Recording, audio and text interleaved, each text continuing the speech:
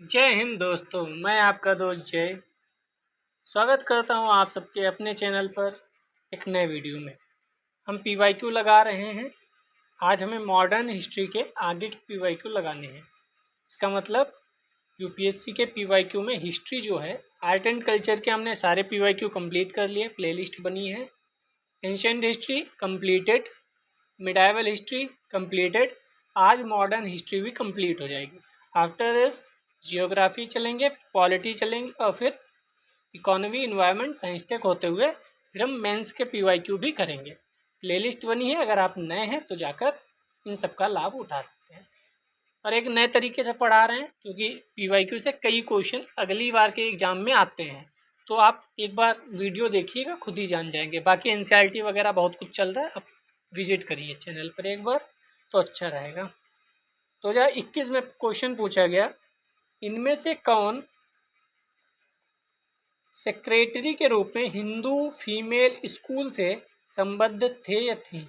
Hindu female school जो बाद में बेथ्यून फीमेल स्कूल के नाम से जाना जाने लगा। एनी बेसेंट, देवेंद्रनाथ ठाकुर या देवेंद्रनाथ टैगोर, ईश्वरचंद्र विद्यासागर या सरोजनी नायडू। तो हमें पता है बेथ्यून फीमेल स्कूल से कौन संबंध होगा? ईश्वरचंद्र विद्यासागर। ऑप्शन। व्याख्या देख लेते हैं। बेथ्यून ने 1849 में कोलकाता में कलकत्ता महिला विद्यालय के नाम से दक्षिणारंजन मुखर्जी के वित्तीय सहयोग से एक विद्यालय खोला, जो बाद में हिंदू महिला विद्यालय और उसके बाद बेथ्यून विद्यालय के नाम से जाना गया। 1879 में इस कॉलेज के रूप में विकसित किया गया। यह भारत का पहला वुमेन कॉलेज बना। जो नए हैं उन्हें मैं बता दूं, जो मैं हाईलाइट करूंगा, ठीक है, इस तरीके से, उसका मतलब है वह इम्पोर्टेंट चीज़ है, वह आने वाले वर्षों में स्टेटमेंट के फॉर्म में आ सकती है। मैं बताता भी रहता हूँ कि ये स्टेटमेंट में आएगा, ये कथन कारण में आएगा। जो पुराने हैं वह तो जानते हैं, ठीक है। तो जो हाईलाइट करूँ वह इम्पोर्टेंट है। एशिया का पहला महिला विद्यालय भी यही बना। इसी विद्यालय से सेक्रेटरी के रूप में ईश्वरचंद्र विद्यासागर जुड़े थे, ठीक है।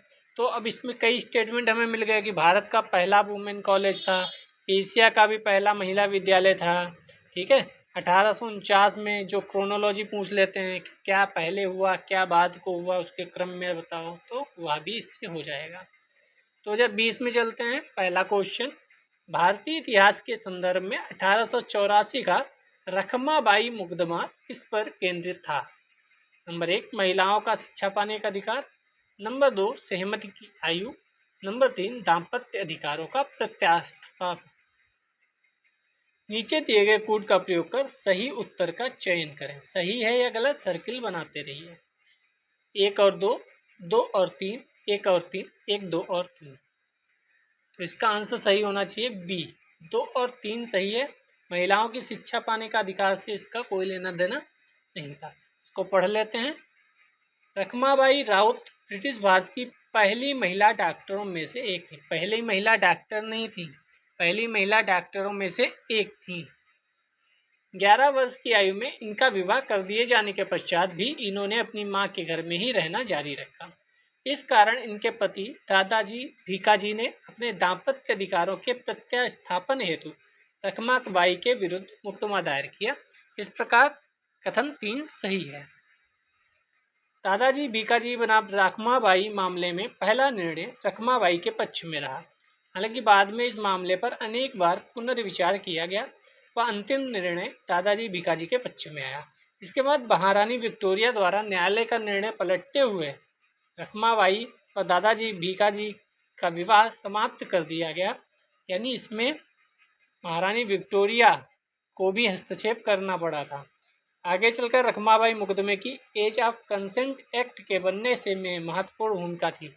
तो ये क्वेश्चन पूछा जा सका, एज ऑफ कंसेंट एक्ट 1891 क्या है, ठीक है। ये स्टेटमेंट बना सकते हैं यहाँ से। महिलाओं को शिक्षा के अधिकार दिलाने से संबंधित प्रयासों में रखमाबाई की प्रत्यक्ष भूमिका नहीं रही, अतः एक सही नहीं है। इस प्रकार उपयुक्त विकल्प बी होना चाहिए। ठीक है, आगे चलते हैं 2019 में पहला क्वेश्चन। एक तरफ आंदोलन संगठन दिए गए हैं, दूसरे तरफ उनके लीडर दिए गए हैं। अखिल भारतीय अस्पृश्यता विरोधी लीग, क्या महात्मा गांधी उसके लीडर थे? अखिल भारतीय किसान सभा, इसके लीडर सहजानंद सरस्वती थे। आत्म सम्मान आंदोलन, इसके स्वामी ईवी रामास्वामी नायकर थे। इनमें से कौन सा सही है? केवल एक और दो, दो और तीन, एक दो तीन, तीनों। तो इसका आंसर डी सही होगा, तीनों सही हैं। ये भी सही है, ये भी सही है, ये भी सही है। ठीक है, और यूपीएससी 2025 का पेपर जिन्होंने देखा वह ये बताएं कि सीधे सीधे ये क्वेश्चन पूछा गया है कि नहीं। क्वेश्चन क्या पूछा गया? 2025 यूपीएससी प्रीलिम्स के पेपर में पूछा गया है, आत्मसम्मान आंदोलन से निम्नलिखित में से कौन जुड़े हुए हैं? किनका संबंध आत्मसम्मान आंदोलन से है? नीचे चार ऑप्शन थे, एक ईवी रामास्वामी नायकर जी थे और दूसरा भीमराव अंबेडकर जी थे और दो और ऑप्शन थे। सीधे सीधे ये स्टेटमेंट उठकर आया है कि नहीं? आप कमेंट करना, जो भी 2025 का प्रीलिम्स देख चुके हैं पेपर या देकर आए हैं, कि सीधे सीधे ये स्टेटमेंट, सीधे एक ही लाइन कि आत्मसम्मान आंदोलन से कौन संबंध रखता है, सीधे सीधे उठा के क्वेश्चन पूछ लिया गया। तो कितना इम्पोर्टेंट पीवाईक्यू, और ये पहला नहीं है, मैंने ये 8वां या 9वां वीडियो है, आप देखे जाकर मैं कितने क्वेश्चन बता चुका हूँ, रिपीट बता चुका हूँ कि देखो ये यहाँ पर आया है, पहले भी आया चुका है, ऊपर जा जाकर बताए हैं मैंने कि देखो ये आया था, ये आया था। ठीक है, तो यूपीएससी में प्रीलिम्स के पीवाईक्यू कितने महत्वपूर्ण है ये अब किसी को बताने की आवश्यकता रह नहीं गई है, और मैं इसीलिए इतना डीप करा रहा हूँ। अखिल भारतीय अस्पृश्यता विरोधी लीग की स्थापना 1932 में हुई थी। अगली बार क्या करेंगे, इनकी क्रोनोलॉजी पूछ देंगे, यही चार दी गई हैं, इनमें से पूछ देंगे इन तीनों को लगाओ क्रम से कि कौन पहले बना, फिर तो उनका डेट भी याद होना चाहिए, यानी ईयर भी याद होना चाहिए। इस संगठन को हरिजन सेवक संघ के नाम से भी जाना जाता है। इसके नायक महात्मा गांधी थे। अखिल भारतीय किसान सभा 1936 में लखनऊ में स्वामी सहजानंद सरस्वती के द्वारा की गई। आत्मसम्मान आंदोलन 1920 ईवी रामास्वामी नायकर द्वारा दक्षिण भारत में शुरू किया गया। अब ये तीनों देके क्रम पूछ लेंगे तो बताओ कौन सा पहले है। तो 1932 में अस्पृश्यता विरोधी लीग, अखिल भारतीय किसान सभा 1936 में, और आत्मसम्मान आंदोलन उससे पहले 1920 में हो चुका था। ठीक है, तो ऐसे भी क्वेश्चन आते हैं। नेक्स्ट, सत्य शोधक समाज ने संगठित किया। ए, बिहार में आदिवासियों के उन्नयन का एक आंदोलन, क्या ये बिहार से संबंधित था? गुजरात में मंदिर प्रवेश का एक आंदोलन, गुजरात से संबंधित था। महाराष्ट्र एक जाति विरोधी आंदोलन, महाराष्ट्र से संबंधित था। एक किसान आंदोलन पंजाब में। सबको पता है, ये तो इम्पोर्टेंट है कि महाराष्ट्र में ज्योतिबा फूले जी के द्वारा 1873 में ज्योतिबा फूले ने सत्य समाज शोधक समाज की स्थापना की। इस समाज द्वारा महाराष्ट्र में एक जाति विरोधी आंदोलन को प्रारंभ किया गया। इस आंदोलन को साहू जी महाराज ने आगे बढ़ाया। ये स्टेटमेंट भी बन सकता है। सत्य शोधक समाज द्वारा मूर्ति पूजा, कर्मकांड, पुजारियों के वर्चस्व, पुनर्जन्म, स्वर्ग के सिद्धांतों का विरोध किया गया। यह आंदोलन अपने मूल उद्देश्य और लक्ष्य में ही सामाजिक था। आधुनिकता के मूल चरित्रों को आत्मसात करने का संभवतः यह प्रथम भारतीय अभियान था, संभवतः। नेक्स्ट चलते हैं। नेक्स्ट क्वेश्चन है हमारे सामने, Calcutta Unitarian Committee, Tabernacle of New Dispensation, Indian Reform Association, Keshav Chandra Sen का संबंध उपयुक्त में से किनकी स्थापना से है? किनकी स्थापना केशव चंद्र सेन जी ने की थी? एक और तीन, दो और तीन, केवल तीन, एक, दो और तीन। तो इसका आंसर देख लेते हैं। 20 का आंसर होगा 2 और 3। कलकत्ता यूनिटेरियन कमेटी का संबंध केशव चंद्र सेन जी से नहीं है, इसकी स्थापना उन्होंने नहीं की थी। 24 जनवरी 1868 में केशव चंद्र सेन ने टेबरनेकल ऑफ न्यू डिस्पेंसन की स्थापना की। 1870 में इंडियन रिफॉर्म एसोसिएशन की स्थापना की। 1823 में राजा राम मोहन राय, द्वारिकानाथ टैगोर, विलियम एडम के द्वारा कलकत्ता यूनिटेरियन कमेटी की स्थापना की गई थी। तो ये स्टेटमेंट दोबारा बन सकता है, क्योंकि जो फॉल्स होते हैं अधिकतर उनको आगे बढ़ा के कुछ ना कुछ बना दिया जाता है स्टेटमेंट। तो राजा राम मोहन राय जी पर भी क्वेश्चन 2025 प्रीलिम्स में आया था। और केशव चंद्र सेन पर देख लेते हैं फैक्ट, क्योंकि यह भी आ सकता है। केशव चंद्र सेन ने ब्रह्म समाज में सम्मिलित होकर समाज को संगठित करने का भी कार्य किया। मूर्ति पूजा, बहुदेव पूजा और ब्राह्मणों के प्रभुत्व के कट्टर विरोधी थे। मूर्ति पूजा के विरोधी थे, बहुदेव पूजा के भी विरोधी थे। स्त्रियों की शिक्षा के प्रति उनके विचार काफ़ी उदार थे। वे पाश्चात्य सभ्यता की अच्छाइयों को भारतीय संस्कृति में समाहित करना चाहते थे। अब मैंने ये वाली लाइन को अंडरलाइन क्यों किया, क्योंकि आपने इस बार यूपीएससी प्रीलिम्स 2025 में देखा होगा क्वेश्चन, राजा राम मोहन राय जी पर क्वेश्चन आया है। उनके बारे में भी ऐसा ही स्टेटमेंट एक था कि पाश्चात्य सभ्यता और भारत की जो पुरानी सभ्यता, प्राचीन सभ्यता, उसको लेकर। तो स्टेटमेंट केशव चंद्र सेन के बारे में भी पूछा जा सकता है। इसका लाभ आप कैसे उठा सकते हैं इन वीडियोज़ का? आपका जो नोट्स बना हुआ है, आपने जहाँ से भी तैयारी की होगी उसको ओपन करके रखिए, हिस्ट्री वाला, मॉडर्न हिस्ट्री वाला। और जो भी मैं स्टेटमेंट बता रहा हूँ, जैसे आपने केशव चंद्र के बारे में कहीं पर लिखा होगा, ये स्टेटमेंट अगर वहाँ है तब ठीक है, नहीं है तो ये वहाँ पर आप नोट कर लीजिए, ठीक है। बाकी टेलीग्राम लिंक ज्वाइन कर लेंगे तो और बेहतर रहेगा आपके लिए। ब्रह्म समाज के बारे में निम्नलिखित में से कौन सा कथन सही है? सही पूछा है ब्रह्म समाज के बारे में। इसने मूर्ति पूजा का विरोध किया। धार्मिक ग्रंथों के लिए इसने पुरोहित वर्ग को अस्वीकारा। इसने इस सिद्धांत का प्रचार किया कि वेद त्रुटिहीन है। कौन सा उत्तर सही है? केवल एक, 1 2 3, 1 2 3। तो इसका आंसर होगा बी, 1 और 2। तीसरा क्वेश्चन का आंसर गलत है, तीसरा स्टेटमेंट गलत है। पढ़ लेते हैं। 1828 में राजा राम मोहन राय ने ब्रह्म समाज की स्थापना की। ब्रह्म समाज का उद्देश्य था एकेश्वरवाद की उपासना, मूर्ति पूजा का विरोध, पुरोहितवाद का विरोध, अवतारवाद का खंडन। ये उद्देश्य हर संस्था के, हर संप्रदाय के आपको पता होना चाहिए। देवेंद्रनाथ टैगोर व केशव चंद्र सेन ने ब्रह्म समाज की सदस्यता ग्रहण की। आचार्य केशव चंद्र सेन के उदारवादी विचारों ने ब्रह्म समाज की लोकप्रियता को बढ़ा दिया। ब्रह्म समाज ने धार्मिक ग्रंथ की व्याख्या के लिए मानव बुद्धि को आधार बनाया। इसी कारण इसने पुरोहित वर्ग के अस्तित्व को अस्वीकार किया। वेदों की त्रुटिहीनता को प्रचारित करने का श्रेय दयानंद सरस्वती आर्य समाज को जाता है, ना कि ब्रह्म समाज को। तो ये स्टेटमेंट अगली बार बन सकता है, क्योंकि ये स्टेटमेंट आ चुका है और गलत हो चुका है। तो अगली बार उठा के ये दयानंद सरस्वती जी से या आर्य समाज के रिलेटेड पूछ दिया जाएगा। चलिए आगे चलते हैं। अब हमें पढ़ना है आदिवासी, किसान एवं मजदूर आंदोलन के प्रश्नों को। 2020 में प्रश्न पूछा जाता है, भारत के इतिहास के संदर्भ में उलगुलान अथवा महान उपद्रव निम्नलिखित में से किस घटना का विवरण था? ये बहुत इजी क्वेश्चन था। 1857 का विद्रोह नहीं, मोपिला विद्रोह नहीं, नील विद्रोह नहीं, ये था बिरसा मुंडा विद्रोह। और बिरसा मुंडा जी बहुत महत्वपूर्ण है। 2026 यूपीएससी प्रीलिम्स या 2027, अगर 26 में नहीं आया 2027 में अवश्य आएगा। इन 2 वर्षों में बिरसा मुंडा जी पर क्वेश्चन आना ही आना है। क्यों? क्योंकि ये आप करंट अफेयर्स अगर पढ़ रहे होंगे तो आपको पता होगा।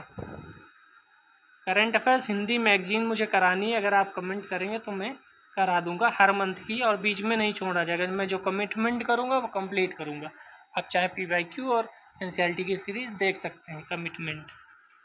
बिरसा मुंडा ने उस विद्रोह का नेतृत्व किया जिसे उलगुलान या ब्रिटिश सरकार द्वारा लगाए गए सामंती एवं जमींदारी व्यवस्था के खिलाफ मुंडा विद्रोह के रूप में जाना जाता है। मेन बात है उलगुलान क्या था, यहाँ तो पूछा गया उलगुलान का संबंध किससे है, मोपला विद्रोह से या मुंडा विद्रोह से। अगली बार स्टेटमेंट बनेगा उलगुलान निम्नलिखित में से है क्या, तो ये भी आपको पता होना चाहिए। उलगुलान विद्रोह के एक कारण के रूप में साहूकारों ठेकेदारों द्वारा किया गया शोषण भी उत्तरदायी है। तो सिर्फ ब्रिटिश सरकार के खिलाफ नहीं था, साहूकार और ठेकेदार जो थे उनके भी खिलाफ था। अगला क्वेश्चन देख लेते हैं। निम्नलिखित में से कौन सा एक चंपारण सत्याग्रह का अति महत्वपूर्ण पहलू है? चंपारण सत्याग्रह। नंबर 1, राष्ट्रीय आंदोलन में अखिल भारतीय स्तर पर अधिवक्ताओं, विद्यार्थियों, महिलाओं की सक्रिय भागीदारी। बी, राष्ट्रीय आंदोलन में भारत के दलित और आदिवासी समुदायों की सक्रिय भागीदारी। सी, भारत के राष्ट्रीय आंदोलन में किसान असंतोष का सम्मिलित होना। डी, रोपड़ फसलों, वाणिज्यिक फसलों की खेती में भारी गिरावट। तो कौन सा होगा? दलित आदिवासी से संबंधित था? नहीं। अधिवक्ताओं वगैरह से संबंधित था? नहीं। इन दोनों में से आपको कोई ना कोई डाउट हो सकता है, तो इनमें से कौन होगा? किसान असंतोष थे राष्ट्रीय आंदोलन में। राष्ट्रीय आंदोलन था क्या? चेक कर लेते हैं। डी होना चाहिए, नहीं सी है। सी है इसका। राष्ट्रीय आंदोलन में किसान असंतोष का सम्मिलित होना, रोपड़ फसल का कोई लेना देना नहीं था।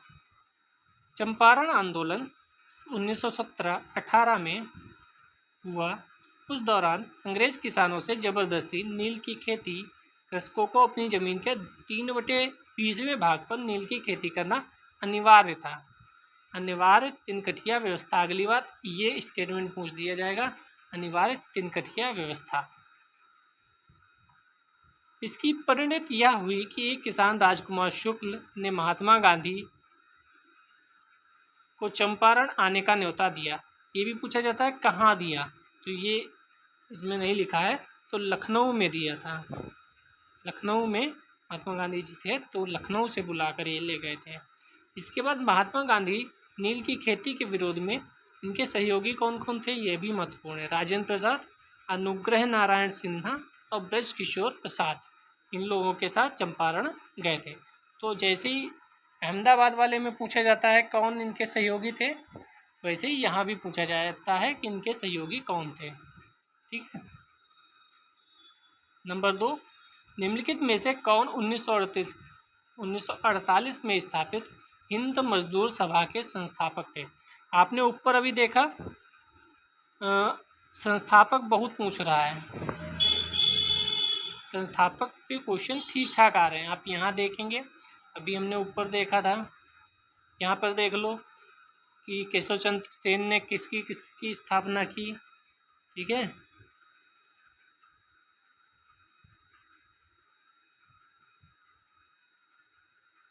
यहाँ बेथुन कॉलेज पे पूछ दिया हिंदू। यहाँ संगठन कौन लीडर था, ये भी पूछ दिया। ये भी कहीं ना कहीं लीडर और संस्थापक जैसा ही क्वेश्चन है। ठीक है। तो कौन किसका नेतृत्व कर रहा है और कौन किसका स्थापना कर रहा है, ये दो क्वेश्चन यहाँ से बहुत ही इम्पोर्टेंट बन रहे हैं। कौन किसका नेतृत्व कर रहा है और कौन किसका संस्थापक है, ये दो थीम्स आप समझ गए होंगे। ठीक है। तो हमें पढ़ना था हिंद मजदूर सभा के संस्थापक कौन थे। B Krishna Pillai, EMS Namboodiripad, KC George, Jayaprakash Narayan, Deendayal Upadhyay, MN Roy, CP Ramaswamy Iyer, K Kamaraj, Veeresalingam Pantulu, Ashok Mehta, TS Ramanuja, GG Mehta. इसका आंसर डी सही है, अशोक मेहता, TS रामानुज, GG मेहता। इनमें से कुछ लोगों के आपने नाम भी नहीं सुने होंगे, अगर वो अभी हम पढ़ेंगे उसमें आए तो आप नोट कर लीजिएगा। अशोक मेहता, TS रामानुजम, GG मेहता हिंद मजदूर सभा के संस्थापक सदस्यों में थे। अन्य संस्थापक सदस्य कौन थे? बसावन सिंह, RS रुडकर, मणिबेन कारा, शिवनाथ बनर्जी, RA खेडकर, VS माथुर। नहीं याद हो पाए तो कोई दिक्कत नहीं, छोड़ सकते हैं। नेक्स्ट क्वेश्चन, संथाल विद्रोह के शांत हो जाने के बाद औपनिवेशिक शासन द्वारा कौन से उपाय किए गए? संथाल विद्रोह पे क्वेश्चन आ गया। संथाल परगना नामक राज्य क्षेत्रों का सृजन किया गया। किसी संथाल का गैर संथाल को भूमि अंतरण करना गैर कानूनी हो गया। कौन सा सही उत्तर है? केवल एक, केवल दो, एक और दो, ना तो एक ना तो दो। तो इसका आंसर हमें पता है, सी होगा, दोनों सही हैं। संथाल परगना एक राज्य क्षेत्र बना दिया गया और कोई भी संथाल गैर संथाल को भूमि अंतरण नहीं कर सकता। ठीक है, तो ये नियम बना दिया गया। ऐसा नहीं है कि आपकी ज़मीन है तो हम आपको रहने के लिए दे रहे हैं, आप रहिए, खाइए, पिए, खेती करिए, लेकिन आप किसी को बेच नहीं सकते, बाहरी किसी व्यक्ति को। आप अपने ही जो अंदर रह रहे हैं संथाल लोग, उन्हीं में बेच भले दें, लेकिन बाहर के किसी व्यक्ति को आप बेच नहीं सकते। बहुत ज़रूरी ये स्टेटमेंट है यहाँ से क्वेश्चन बनने की। 1856 में क्या हुआ? संथाल परगना क्षेत्र में संथाल विद्रोह दबा दिया गया, लेकिन संथालों की वीरता, शौर्य को देखते हुए सरकार को प्रशासनिक परिवर्तनों को अनिवार्य स्वीकार करना पड़ा। इनके परिणाम स्वरूप जिला की स्थापना की गई संथाल परगना और एस्ली एडन को प्रथम जिलाधीश बनाया गया। यहाँ पर ये नहीं लिखा है कि इसका नेतृत्व किसने किया था, तो आप नेतृत्व किसने किया था ये देख लेना संथाल विद्रोह का। अंग्रेज सरकार ने भूमि का स्वामित्व जनजातियों के लिए निर्धारित करते हुए उनके संरक्षण हेतु भूमि कानून संथाल परगना काश्तकारी अधिनियम बनाया। इसके तहत किसी संथाल का गैर संथाल को भूमि अंतरण करना गैर कानूनी हो गया। इसका नेतृत्व किसने किया था ये अगर आप देख लेंगे अपनी कॉपी में तो बेहतर रहेगा। नेक्स्ट चलते हैं। 1929 का व्यापार विवाद अधिनियम ट्रेड डिस्प्यूट एक्ट निम्नलिखित में से किसका उपबंध करता है? व्यापार विवाद अधिनियम 1929 का उद्योगों के प्रबंधन में कामगारों की भागीदारी। नंबर 2, औद्योगिक झगड़ों के दमन के लिए प्रबंधन के पास मनमानी करने की शक्ति। नंबर 3, व्यापार विवाद की स्थिति में ब्रिटिश न्यायालय द्वारा हस्तक्षेप, ट्रिब्यूनल की प्रणाली तथा हड़तालों पर रोक। तो इसका आंसर टी होना चाहिए, क्योंकि अधिकरणों की प्रणाली और हड़तालों पर रोक के लिए ये ट्रेड डिस्प्यूट एक्ट व्यापार विवाद अधिनियम आया था। 1920 के दशक में बढ़ती हुई समाजवादी गतिविधियों में हमें पता है 1924 में क्या हुआ था, किसकी स्थापना हुई थी समाजवादी गतिविधियों में। चिंतित होकर सरकार ने 1929 में ट्रेड डिस्प्यूट बिल सदन में पेश किया। कारखानों में ट्रिब्यूनल प्रणाली, हड़तालों पर रोक लगा दी गई। तो 1925 में कुछ हुआ था, 24-25 में इसकी स्थापना हुई थी, आपको याद होगा। नेक्स्ट क्वेश्चन पर चलते हैं। निम्नलिखित कथनों पर विचार कीजिए। फैक्ट्री एक्ट 1821 औद्योगिक कामगारों की मजदूरी नियत करने के लिए और कामगारों को मजदूरी संघ बनाने देने की दृष्टि से पारित किया गया था। दूसरा, एनएम लोखंडे ब्रिटिश भारत में मजदूर आंदोलन संगठित करने में अग्रगामी थे। कौन सा कथन सही है? केवल एक, केवल दो, एक और दो, न तो एक न तो दो। फैक्ट्री एक्ट 1881 जो है वह सही नहीं है, केवल बी आंसर इसका सही है। पढ़ लेते हैं क्यों। फैक्ट्री एक्ट 1881 में औद्योगिक कामगारों को मजदूर संघ बनाने की अनुमति नहीं प्रदान की गई थी। 1881 की बात हो रही है, तब वो क्या मजदूरों को संगठित होने के लिए छोड़ देंगे कि भाई ठीक है संघ बनाओ? ऐसा थोड़ी होगा। 1881 में तो कांग्रेस की स्थापना भी नहीं हुई थी, बहुत पहले की बातें चल रही है। एनएम लोखंडे ब्रिटिश भारत में मजदूर आंदोलन से जुड़े अग्रणी नेता थे, तो एनएम लोखंडे जी का नाम आपको याद रहना चाहिए। चलो नेक्स्ट चलते हैं। 2013 में आया क्वेश्चन, बंगाल के तेभागा किसान आंदोलन की क्या मांग थी? तेभागा किसान आंदोलन पहली बार कहाँ हुआ था, मतलब पहली बात कहाँ हुआ था? बंगाल में, ये भी आपको पता होना चाहिए। जमींदारों की हिस्सेदारी को फसल के आधे भाग से कम करके 1/3 कर भी भूमि का वास्तविक खेतिहर होने के नाते भू स्वामित्व कृषकों को प्रदान करना। सी, जमींदारी प्रथा का उन्मूलन तथा कृषि दासता का अंत करना। 4, कृषकों के समस्त ऋणों को रद्द करना। तेभागा किसान आंदोलन की क्या मांग थी? तो इसका आंसर ए होगा, क्योंकि तिभागा का मतलब तिभागा, 3 भाग का 1 भाग, यानी 1/3 की बात हो रही है, यहाँ 1/3 लिखा भी है। ठीक, तो ए वाला सही होगा। पढ़ लेते हैं, यह भी महत्वपूर्ण है। जमींदारों की हिस्सेदारी को फसल के आधे भाग से कम करके 1/3 करना इस आंदोलन का प्रमुख उद्देश्य था। बंगाल केंद्रित यह आंदोलन 1946 से 50 तक चला। इस आंदोलन के प्रमुख नेता कृष्ण विनोद राय, अवनी लाहिड़ी, सुनील सेन आदि थे। नोआखाली इस समय भीषण सांप्रदायिक दंगों से झुलस रहा था। ये देखो, आज़ादी के समय की चीज है। परंतु इस आंदोलन में हिंदू एवं मुस्लिम किसानों ने एकता प्रदर्शन किया। तो ये स्टेटमेंट इम्पोर्टेंट हो जाता है, क्योंकि अगर स्टेटमेंट में ये क्वेश्चन बना दिया गया तो हम यही सोचेंगे 1946-50 में समस्याएं उत्पन्न हो रही थी, तो हिंदू मुस्लिम एक साथ कैसे आ सकते हैं। ठीक है, तो यहाँ पर थोड़ा सा हमें समझदारी से काम लेना पड़ेगा। इस आंदोलन में बटाईदार किसानों ने ऐलान किया कि वे फसल का 2/3 हिस्सा लेंगे, जमींदारों को सिर्फ 1/3 हिस्सा ही देंगे। बंटवारे के इसी अनुपात के कारण इसे तेभागा आंदोलन कहते हैं। इम्पोर्टेंट है, ये क्वेश्चन स्टेटमेंट बन सकता है। 2011 में प्रवेश करते हैं। पहला क्वेश्चन देखते हैं। भारत में 19वीं शताब्दी के जनजातीय विद्रोह के लिए निम्नलिखित में से कौन से तत्व ने साझा कारण मुहैया किया। यानी जो भी जनजातीय विद्रोह हुए उसमें कॉमन क्या था, मतलब सबके साथ ऐसा क्या था जो सबके साथ था। तो भू राजस्व की नई प्रणाली का लागू होना, जनजातीय उत्पादों पर कर का लगाया जाना। तो क्या ऐसा था। जनजातीय क्षेत्रों में विदेशी धर्म प्रचारकों का प्रभाव। विदेशी धर्म प्रचारक जो कि ईसाई थे, हम देख रहे थे कि मिशनरीज और चर्च भी ओपन हो रहे थे, तो वह सब। जनजातीय क्षेत्रों में बिचौलियों के रूप में बड़ी संख्या में महाजन, व्यापारी, लगान ठेकेदारों का बढ़ना, यानी बिचौलिए बढ़ गए। जनजातीय समुदायों की प्राचीन भूमि संबंधी व्यवस्था का संपूर्ण डिस्ट्रप्शन, यानी विदारण कर दिया गया। तो इसमें से कौन सा सहयोगी जनजातीय विद्रोह का साझा जो था दी वाला था, यानी भूमि से संबंधित जो चीजें थी उसी का मेन कारण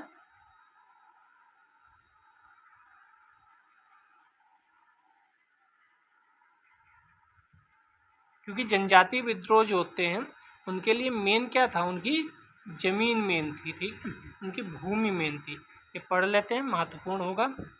जनजातीय भूमि व्यवस्था के प्राचीन संबंधों का संपूर्ण विदारण ही वह साझा कारण था जिसने 19वीं शताब्दी में, अब आप देखो यहाँ क्रोनोलॉजी के क्रम में आप लिख लेंगे और अपनी टेबल के सामने चस्पा कर लेंगे। खासी विद्रोह 1829-33 में हुआ, कोल विद्रोह 1831-32 में हुआ, फिर खोंड विद्रोह हुआ, फिर संथाल विद्रोह हुआ, फिर मुंडा विद्रोह हुआ। हमने ऊपर देखा भी मुंडा विद्रोह पे क्वेश्चन आ चुका है, संथाल विद्रोह पे क्वेश्चन आ चुका है। ठीक है, तो इस पे क्वेश्चन आते रहते हैं। इस बार 2-3 साल से नहीं आया है क्वेश्चन, इसका मतलब यह नहीं कि यूपीएससी भूल गया कि ये भी टॉपिक है। कभी भी कुछ भी यूपीएससी दे सकता है। तो निम्न कारक माने जाते हैं, कौन कौन से हैं। आदिवासियों का वन पर परंपरागत अधिकार था, परंतु सरकार ने वन नीति के तहत उसे सरकारी संपत्ति घोषित किया और आदिवासियों को वन सामग्री के उपयोग की आज़ादी नहीं रही। ठीक है, दूसरा क्या है, 1793 के स्थायी बंदोबस्त से संथालों को अपनी परंपरागत जमीन से हाथ धोना पड़ा। आबकारी कर, नमक कर जैसे करों की वसूली भी विद्रोह का कारण बनी। अंग्रेजों ने आदिवासी इलाकों में पुलिस थाने, सैनिक छावनियां, कंपनी कानून लागू किए। नई व्यवस्था की शोषणवादी प्रवृत्ति से आदिवासी त्रस्त हो गए, क्योंकि ये नए नए कानून बना रहे थे। ये आदिवासी लोग तो फ्री रह रहे थे जंगल में, मतलब कोई मतलब ही नहीं था उन्हें दुनिया से, बाहर क्या चल रहा है, बाहर क्या हो रहा है, वो अपने उसी क्षेत्र में मगन थे। इन्हें पहली बार पता चला कि कोई आ रहा है अंदर, हम पे कानून लगा रहा है, हमारे पेड़ों से हमको अलग कर रहा है, हमारी ज़मीन से हमको अलग करने की कोशिश कर रहा है। नेक्स्ट है, ईसाई धर्म प्रचारकों ने उनकी संस्कृति पर प्रहार किया, असंतोष भी पैदा हुआ। तो ये भी काम बहुत तेज़ी से चला, ईसाई धर्म प्रचारक भी आना शुरू हो गए। उपयुक्त कारण विभिन्न क्षेत्रों में उपस्थित थे। ठीक है, मेन भूमि वाला था, उसी पे कुठाराघात किया गया। अब ब्रिटिश शासन का आर्थिक प्रभाव पे क्वेश्चन है, 2024 में भी आया है, आगे भी आए हैं कई बार, तो इस पे देखते हैं। कार्नवालिस द्वारा राजस्व संग्रहण के संदर्भ में निम्नलिखित कथनों पर विचार कीजिए। राजस्व संग्रहण के रैयतवाड़ी बंदोबस्त के अधीन किसानों को फसल खराब होने या प्राकृतिक आपदाओं की स्थिति में राजस्व भुगतान से छूट दी गई थी।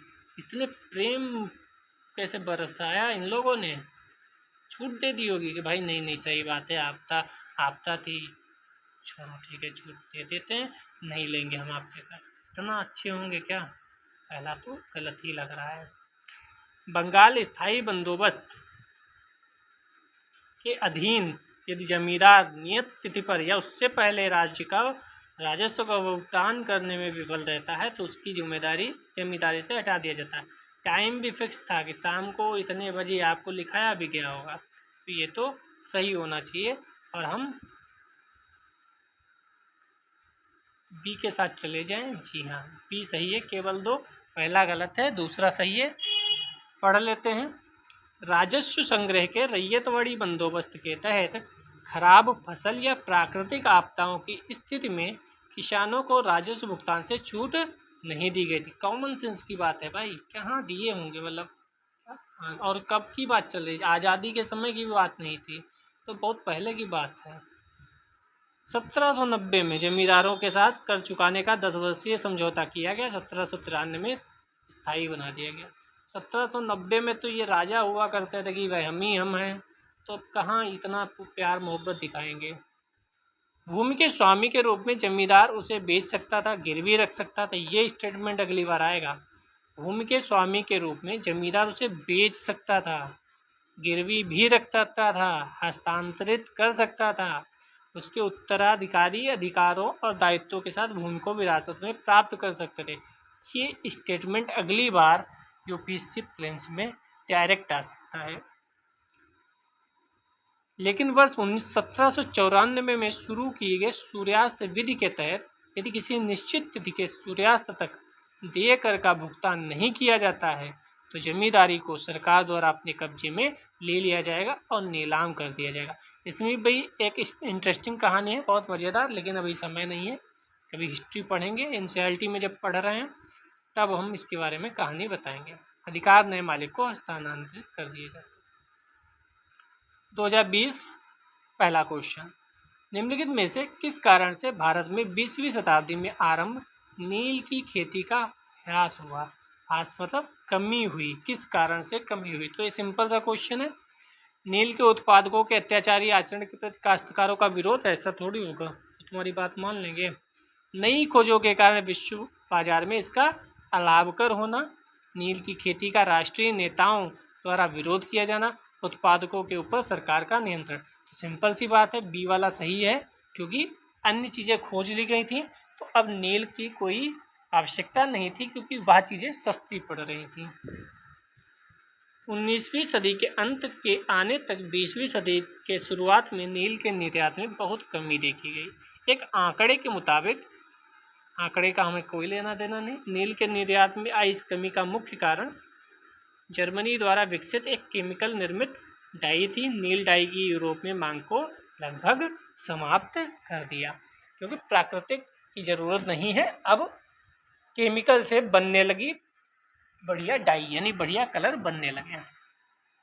नेक्स्ट चलते हैं दूसरा क्वेश्चन, निम्नलिखित में से कौन सा कथन औद्योगिक क्रांति के द्वारा 19वीं शताब्दी के पूर्वार्ध में भारत पर पड़े प्रभावों की सही व्याख्या करता है।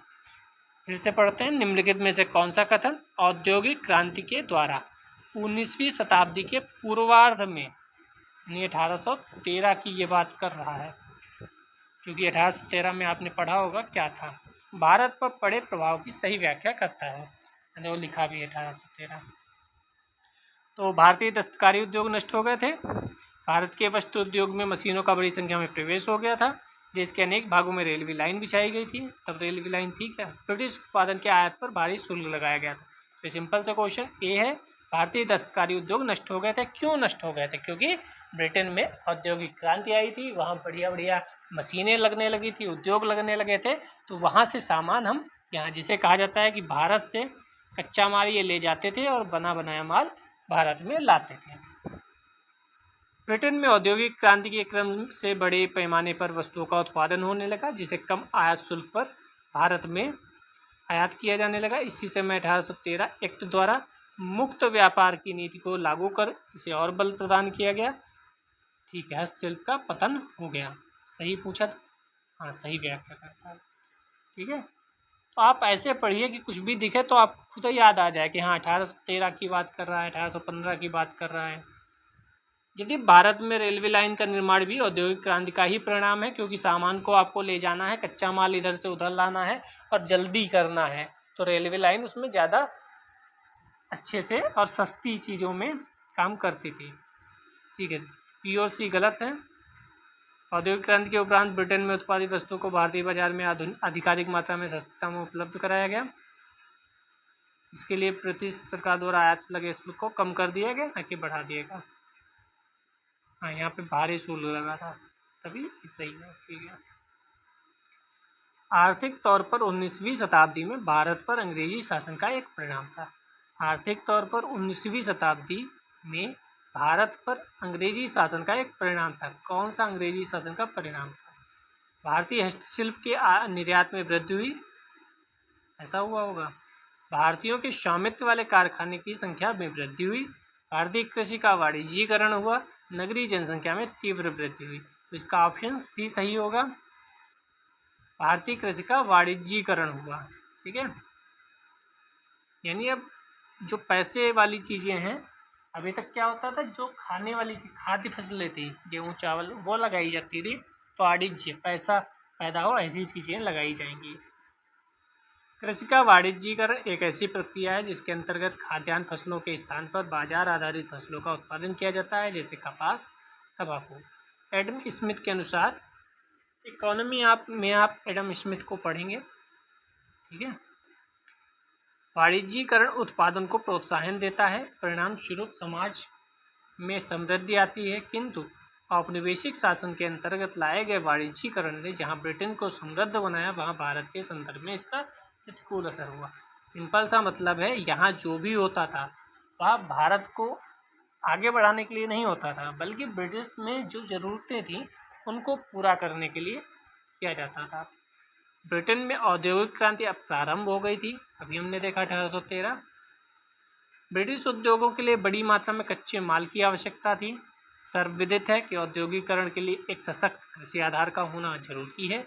ब्रिटेन में आधार कमजोर होने के कारण औद्योगिकरण के लिए भारतीय कृषि अर्थव्यवस्था का व्यापक दोहन किया गया, क्योंकि हमें कच्चा माल तो कहीं ना कहीं से लेना ही पड़ेगा, अगर हम फैक्ट्री लगाए हैं अपने यहाँ तब भी।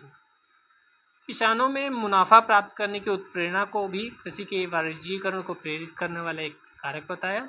औपनिवेशिक सरकार ने भारत में उन्हीं वाणिज्यिक फसलों को बढ़ावा दिया जिनकी उन्हें ज़रूरत थी, जो मैंने बताया कि यहाँ जो भी लगेगा वह वहाँ की ज़रूरत के हिसाब से लगेगा। उदाहरण स्वरूप कैरिबियाई देशों से नील के आयात की निर्भरता को समाप्त करने के लिए उन्होंने भारत में नील की खेती को बढ़ावा दिया। इसी प्रकार चीन को निर्यात करने के लिए अफीम के उत्पादन पर जोर दिया, क्योंकि अफीम चीन में निर्यात होता है, यहाँ से अफीम चीन जाता था।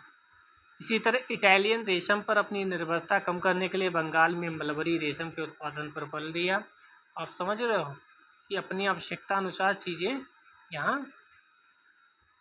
उत्पादित की जाती थी। औपनिवेशिक शासन के अंतर्गत लाई गई उस व्यवस्था ने भारत में अकाल और भुखमरी की बारंबारता बढ़ा दी। निष्कर्ष रूप में अगर कहा जाए, कृषि की वाणिज्यीकरण से गाँव में ऋणग्रस्तता बढ़ी, अकाल पड़े, दक्कन में कृषक दंगे हुए और कोई लाभ नहीं हुआ। ठीक है, आगे चलते हैं। नंबर 1 2017 का, निम्नलिखित में से कौन ब्रिटिश शासन के दौरान भारत में रैयतवाड़ी बंदोबस्त प्रारंभ करने के लिए संबद्ध था? तो पहली बात तो रैयतवाड़ी कहाँ आया था, तो हमें पता है इस वाले एरिया में रैयतवाड़ी था, महाराष्ट्र में भी था। कार्नवालिस तो नहीं होगा, एक हटा दो, 2 और 3 सही होगा सी। इसने कहाँ किया था ये ध्यान रखो, मद्रास प्रेसिडेंसी में थॉमस मुनरो था और कप्तान रीड द्वारा रैयतवाड़ी प्रणाली को शुरू किया गया।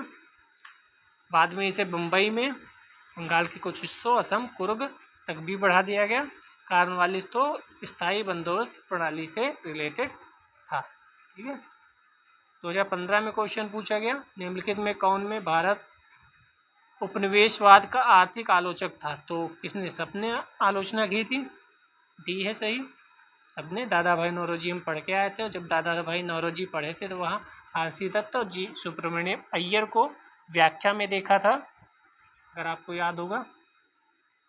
भारत में उपनिवेशवाद के प्रमुख आर्थिक आलोचकों में दादा भाई नौरोजी, फिर से याद कर लो, जी सुब्रमण्यम अय्यर, आरसी दत्त, तीनों शामिल थे।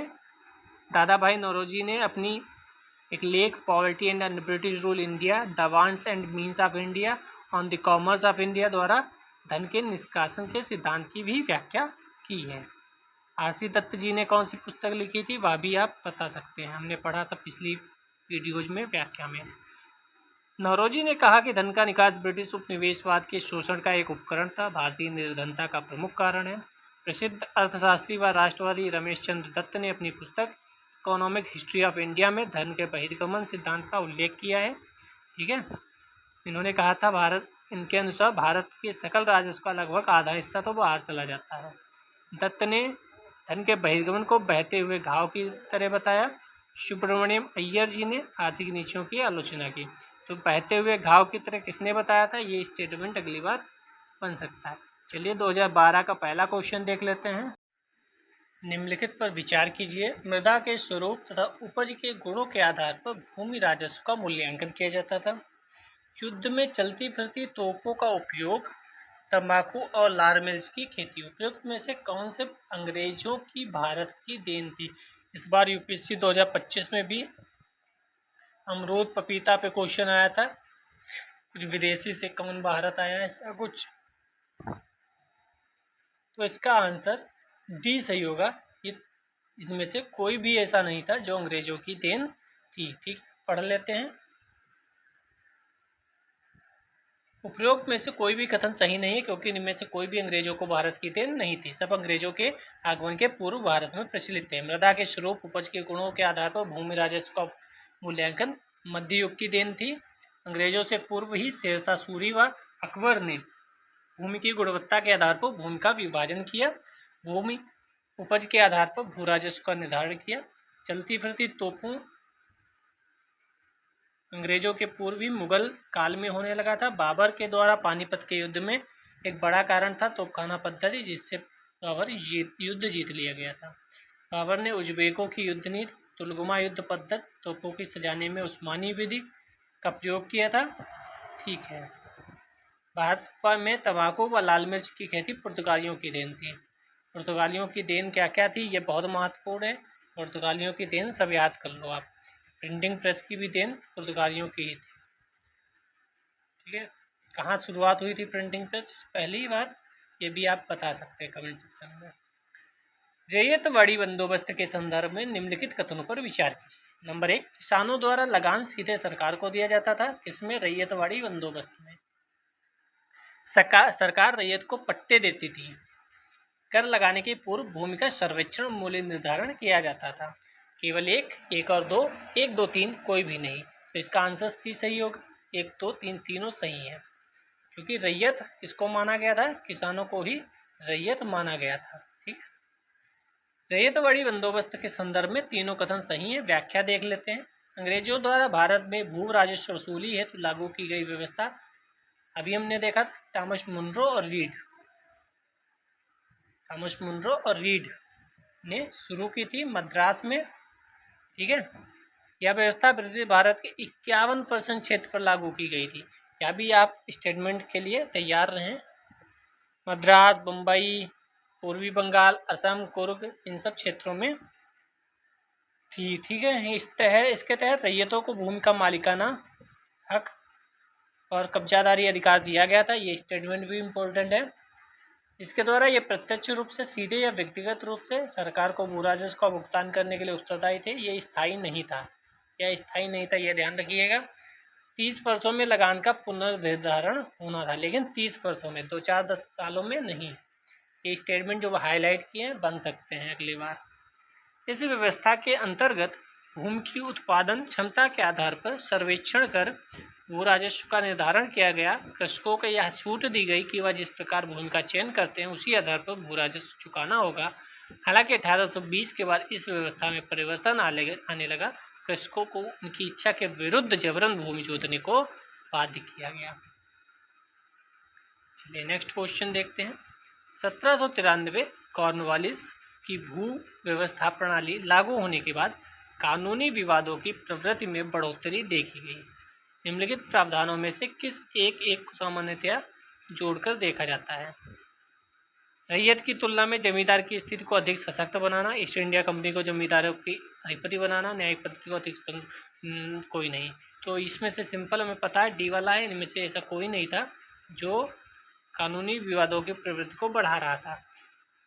93 में कॉर्नवालिस ने स्थायी बंदोबस्त प्रदान किया। प्रावधान क्या क्या थे? जमींदारों को भूस्वामी बना दिया गया। रैयतवाड़ी में क्या था? किसान ही भूस्वामी होते थे। उस समय तक उन्हें उनकी भूमि से पृथक नहीं किया जा सकता था जब तक कि वे अपना निश्चित लगान सरकार को देते रहेंगे। जब तक आप रुपया देते रहोगे तब तक आप इसके मालिक बने रहोगे, सिंपल सी बात है। राजस्व के कर का विभाजन स्पष्टतः सरकारों और जमींदारों के बीच किया गया। सरकार के लिए राजस्व का 10/11वां हिस्सा जमींदार उनमें से एक हिस्सा रखता था। यानी 1100 रुपये पैदा हुए तो 100 रुपये जमींदार रख लेगा, 1000 रुपये सरकार को भेज देगा। या भू राजस्व को स्थायी बना देगा, इसलिए इसे स्थायी बंदोबस्त कहते हैं। ये बंगाल, बिहार, उड़ीसा, बनारस में लागू था। 19% क्षेत्र पे था। सबसे ज़्यादा रैयत था 51% क्षेत्र पर। कृषकों की स्थिति किराएदार के रूप में स्वीकार की गई। भूमि पर उनका किसी भी प्रकार का अधिकार नहीं था। परंपरागत कृषि संबंध अधिकार, चारागाह, वन आदि समाप्त हो गए। जमींदारी का क्षेत्र पूर्णतः निर्धारित न होना, ये सबसे बड़ी व्यवस्था थी कानूनी विवादों की प्रकृति में बढ़ोतरी की। और क्या था दूसरा? जमींदारों व कृषक के बीच मध्यस्थ होने के कारण भी विवाद बढ़े। अनेक मध्यस्थ थे। कौन कौन?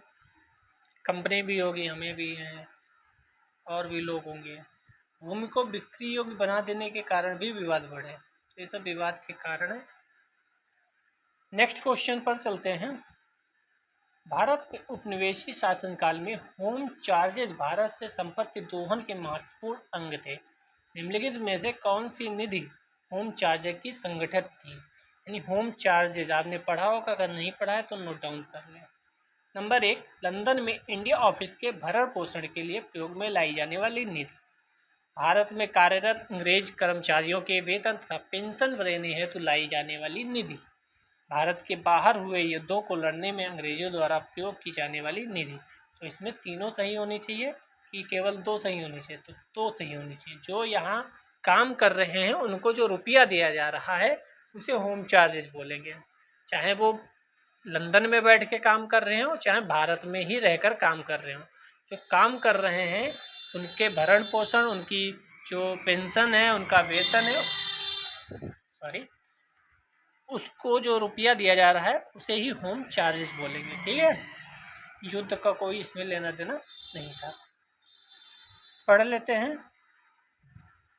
इंग्लैंड में नियुक्त यूरोपीय अधिकारियों के वेतन भत्ते, सैनिक खरीदारी, भारत सचिव के ऑफिस का खर्च, भारतीय सार्वजनिक ऋण, रेलवे पर लगाई गई पूंजी पर दिया गया ब्याज, भारत के कारण इंग्लैंड में दिए जाने वाले नागरिक व सैनिक शुल्क आदि होम चार्जेस के प्रमुख संगठक थे। ब्रिटिश औपनिवेशिक शासन के तहत भारत का शोषण किया गया, धन निकासी, गृह व्यय जैसे तरीकों से। ठीक है, आर.सी. दत्त जी ने, अभी हमने पीछे भी पढ़ा था, आर.सी. दत्त जी ने भारत का आर्थिक इतिहास में गृह व्यय का सिद्धांत दिया है। ठीक है, गृह व्यय का मतलब यहाँ के काम की वजह से ही वो लोग बैठे हैं, ये कहा जाता था। तो उन्हें रुपया भी यहीं के लोगों के तरफ से दिया जाएगा ना, ऐसा कहा जाता था। तो ये सब रुपया यहाँ से निकालने की एक साजिश थी। अब पढ़ लेते हैं ब्रिटिश शासन के अंतर्गत संवैधानिक विकास और भारत का विभाजन। ठीक है, 2024 में पहला क्वेश्चन पढ़ते हैं। भारत सरकार अधिनियम 1935 के संदर्भ में निम्नलिखित कथनों पर विचार कीजिए।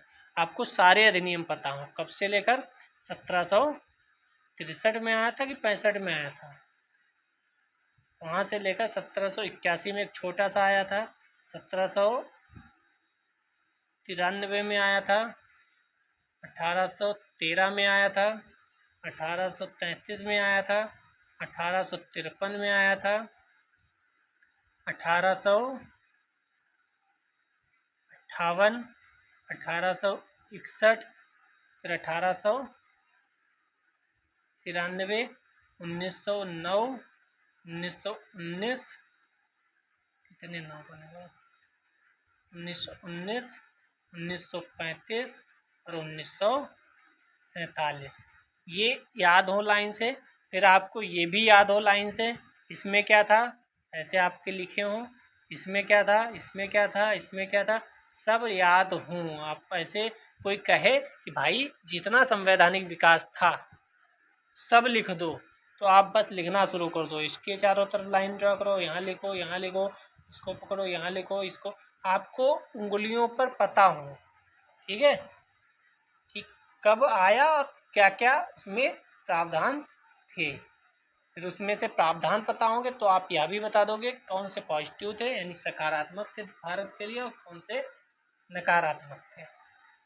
चलिए, तो 1935 के बारे में उसने पूछा है। इसमें ब्रिटिश भारतीय प्रांतों और देशी रियासतों को मिलाकर एक अखिल भारतीय फेडरेशन की स्थापना का प्रावधान था।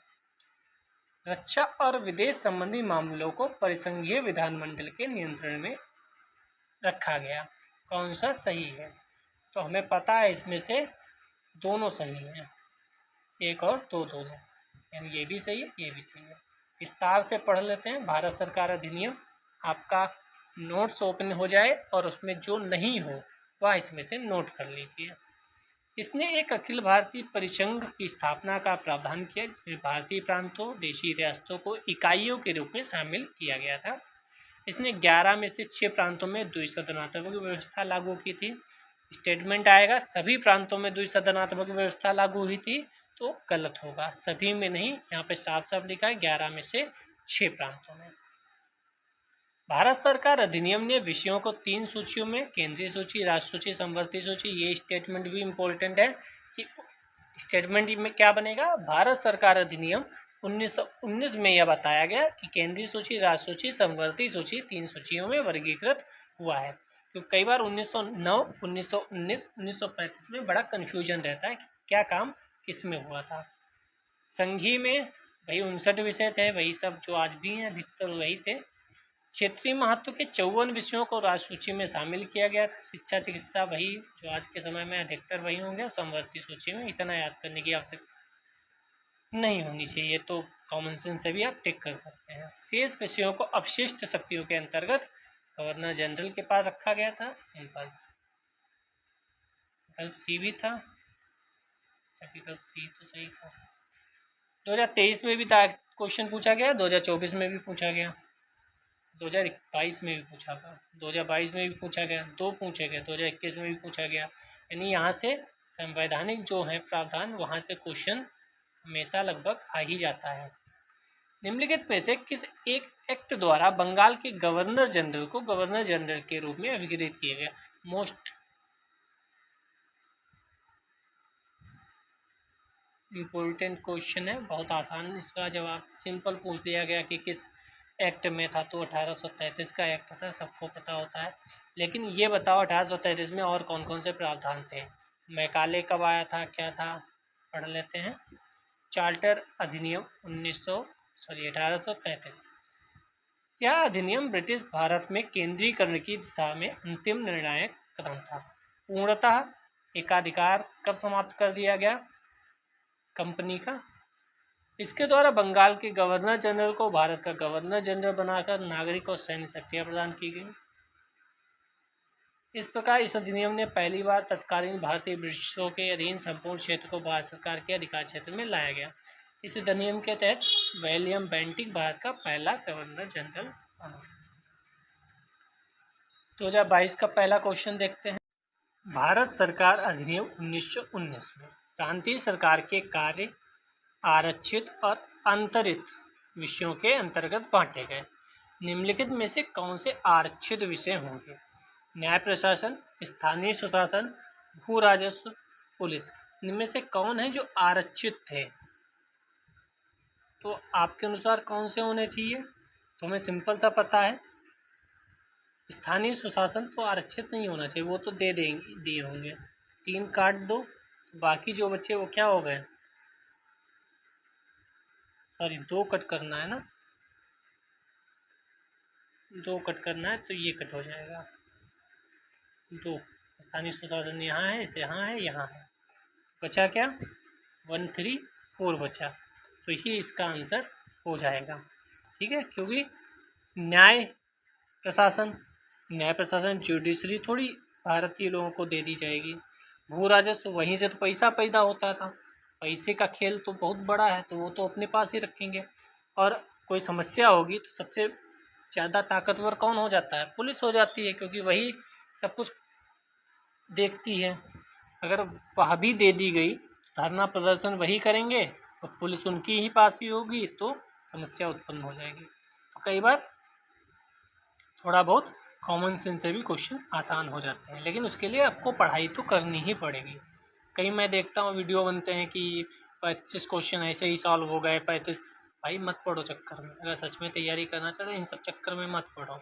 ऐसे हो रहा होता तो सभी बन जाते। ठीक है, पढ़ाई करो, पूरा सिलेबस कंप्लीट करो, पीवाईक्यू लगाते रहो, कई बार देखो कहाँ से क्वेश्चन बन रहा है, कैसा क्वेश्चन बन रहा है, प्रॉपर तैयारी करो। ठीक है। भारत सरकार अधिनियम 1919 के अनुसार विषयों को 2 सूचियों में विभाजित किया गया। आरक्षित सूची, उसमें ये सब विषय थे। स्थानीय सूची, स्थानांतरित सूची में यह विषय थे। चलिए, क्रिप्स मिशन, कई बार क्वेश्चन आया है। क्रिप्स मिशन के प्रस्तावों के संदर्भ में निम्नलिखित कथनों पर विचार कीजिए। कब आया था? 1942। संविधान सभा में प्रांतीय विधानसभाओं और साथ ही भारतीय रियासतों द्वारा नामित सदस्य होंगे। नया संविधान स्वीकार करने के लिए जो भी प्रांत तैयार नहीं होगा उसे यह अधिकार होगा अपनी भावी स्थिति के बारे में ब्रिटेन के साथ अलग संधि पर हस्ताक्षर करें। कौन सा इसमें से सही है? केवल एक, केवल दो, ना तो एक ना तो दो, एक और दो। तो बी सही है, केवल दो सही है, पहला गलत है, क्योंकि नामित की बात जो है वह संविधान सभा में प्रांतीय विधानसभाओं साथ ही भारतीय रियासतों द्वारा नामित सदस्य होंगे, तो ये थोड़ा सा गलत है। क्रिप्स मिशन के अनुसार देश का नया संविधान बनाने के लिए संविधान सभा का गठन किया जाएगा। प्रांतीय विधानसभाओं से चुने गए सदस्य, राजाओं द्वारा मनोनीत सदस्य। इसके अलावा मिशन ने प्रस्तावित किया कोई भी प्रांत भारतीय प्रभुत्व में इच्छुक नहीं है तो वह अलग अपना रह सकता है। तो इसी वजह से तो क्रिप्स मिशन और ज़्यादा फेल हो गया, क्योंकि एक तो आप हमें अभी भी स्वतंत्रता की बात नहीं कर रहे हो, दूसरा कह रहे हो कि अगर कोई अलग होना चाहे तो अलग हो जाए। मतलब कितना टुकड़े करके जाओगे भाई। 2021 का पहला क्वेश्चन देख लेते हैं। 1919 का क्वेश्चन है। 1919 का एक्ट कि मॉन्टेग्यू चेम्सफोर्ड सुधारों में 21 वर्ष से अधिक आयु की सभी महिलाओं के लिए मताधिकार की संतुष्टि की गई थी। सभी 1935 के गवर्नमेंट ऑफ इंडिया एक्ट में विधानमंडल में महिलाओं के लिए आरक्षित स्थानों का प्रावधान किया गया था। कौन सा इसमें से सही है? केवल एक, केवल दो, एक और दो। तो बी सही है, दो केवल सही है, पहला गलत है, क्योंकि मैंने पहले बता दिया क्या सभी इतने अच्छे लोग थे। 1919 के मॉन्टेग्यू चेम्सफोर्ड सुधारों में 21 वर्ष से अधिक आयु की सभी महिलाओं को मताधिकार की संतुष्टि नहीं की गई थी, अतः कथन एक गलत है। 1919 के भारत शासन अधिनियम में प्रांतीय परिषदों को महिलाओं को मताधिकार देने के नियम बनाने के लिए कहा गया था जो संपत्ति, आय, शिक्षा पर आधारित हो। इस आधार पर 1919 में मद्रास शहर, 20 में त्रावणकोर, 21 में बम्बई मद्रास प्रांत सीमित मात्रा में महिलाओं को मताधिकार दिया गया। अगर यहीं पे स्टेटमेंट होता महिलाओं को सीमित मात्रा में मताधिकार दिया गया था, सही होता है स्टेटमेंट। गोलमेज सम्मेलन ने मत देने के लिए महिलाओं की उम्र 21 वर्ष करने की सिफारिश की थी। 1935 के अधिनियम में अधिक महिलाओं को मताधिकार मिला, लेकिन कुल मिलाकर 2.5% तक ही सीमित था। उनके लिए संप्रदाय के आधार पर विधानमंडल में स्थान आरक्षित किया गया। ये स्टेटमेंट आप से आ सकता है। यद्यपि वे किसी भी अनारक्षित स्थान पर चुनाव लड़ सकती हैं, थी सेम आज की तरह। चार्टर एक्ट 1813, निम्नलिखित कथनों पर विचार कीजिए। इसने भारत में ईस्ट इंडिया कंपनी के व्यापार एकाधिपत्य को, चाय का व्यापार, चीन के साथ व्यापार को छोड़कर समाप्त कर दिया। यानी चाय का व्यापार और चीन के साथ जो व्यापार होता था उसमें अभी भी एकाधिकार था कंपनी का, बाकी सब में समाप्त हो गया। दूसरा, इसने कंपनी द्वारा अधिकार में लिए गए भारतीय राज्य क्षेत्रों पर क्राउन की संप्रभुता को सुदृढ़ कर दिया। भारत का राजस्व ब्रिटिश संसद के नियंत्रण में आ गया। कौन सा स्टेटमेंट सही है? 1 2 2 3 1 3 1 2 3 पहला सही होगा, 1 और 2। तीसरा गलत है क्योंकि अभी भी राजस्व ब्रिटिश संसद के नियंत्रण में नहीं आया है। चार्टर एक्ट 1813 कंपनी का भारतीय व्यापार पर एक अधिकार समाप्त कर दिया गया। यद्यप चीन और चाय वाला बता दिया। ब्रिटिश राज की संप्रभुता की सुदृढ़ हो गई। 1 2 सही है लेकिन तीसरा गलत है। भारत शासन अधिनियम 1858 के द्वारा court of directors board of control को समाप्त कर उनके अधिकार 15 सदस्यीय परिषद को सौंप दिए गए। अध्यक्ष को मुख्य राज्य सचिव, भारत राज्य सचिव के नाम से जाना गया। गौरतलब है 15 सदस्यीय परिषद व भारत सचिव को वेतन भारतीय राजस्व दिया जाना था। इनका संचालन लंदन से होना था। इसे होम चार्जेज कहा गया। तीसरा जो है वह 1858 होना चाहिए था, वहाँ पे 1813 नहीं। ठीक है, तो बोर्ड ऑफ कंट्रोल बनाया गया, कोर्ट ऑफ डायरेक्टर बनाया गया, 15 सदस्यीय परिषद नहीं, court of director board of control को समाप्त कर 15 सदस्यीय परिषद बनाई गई। ठीक है, तो आप बताइए कोर्ट ऑफ डायरेक्टर कब बना था और बोर्ड ऑफ कंट्रोल कब बनाया गया था? 2018 में पहला क्वेश्चन आया है। भारतीय शासन अधिनियम 1935 के द्वारा स्थापित संघ में अवशिष्ट शक्तियाँ किसे दी गई थी? तो ये तो लड्डू सवाल जिसे कहा जाता है कि आंख बंद करके लगा दो, तो गवर्नर जनरल को दी गई थी। ये तो बहुत ईजी क्वेश्चन पूछा गया है, लेकिन 18 में पूछा गया। अब वह समय नहीं रह गया जो इतने क्वेश्चन ईजी पूछे। हालांकि कई क्वेश्चन अब भी पूछे जाते हैं ईजी। इस बार तो हिस्ट्री में काफ़ी ईजी क्वेश्चन कुछ थे, जैसे आत्मसम्मान आंदोलन ही था। दूसरा आपका हिंसांग वाला पूछ दिया गया। तीसरा आपका चूल वाला पूछ दिया गया। महेंद्र वर्मन वाला भी पूछा गया था। तो इस बार थोड़ा इजी थे क्वेश्चन, इसीलिए इजी पेपर लग रहा था लोगों को। ठीक है, 1930-32 में लंदन में हुए 3 गोलमेज सम्मेलनों में संवैधानिक सुधारों से संबंधित संशक्तियों के फलस्वरूप भारत शासन अधिनियम आया। तो ये ध्यान रखना किसकी संस्कृतियों के अनुरूप आया, फलस्वरूप आया 1935 वाला। ठीक है, संघ सूची, संवर्धित सूची, ठीक है, 3 ये पढ़ के आए थे। भारतीय इतिहास के संदर्भ में द्वैध शासन द्वैरकी सिद्धांत किसे निर्देशित करता है? केंद्रीय विधानमंडल का 2 सदनों में विभाजन, गलत। 2 सरकारों अर्थात केंद्रीय राज्य सरकारों, गलत।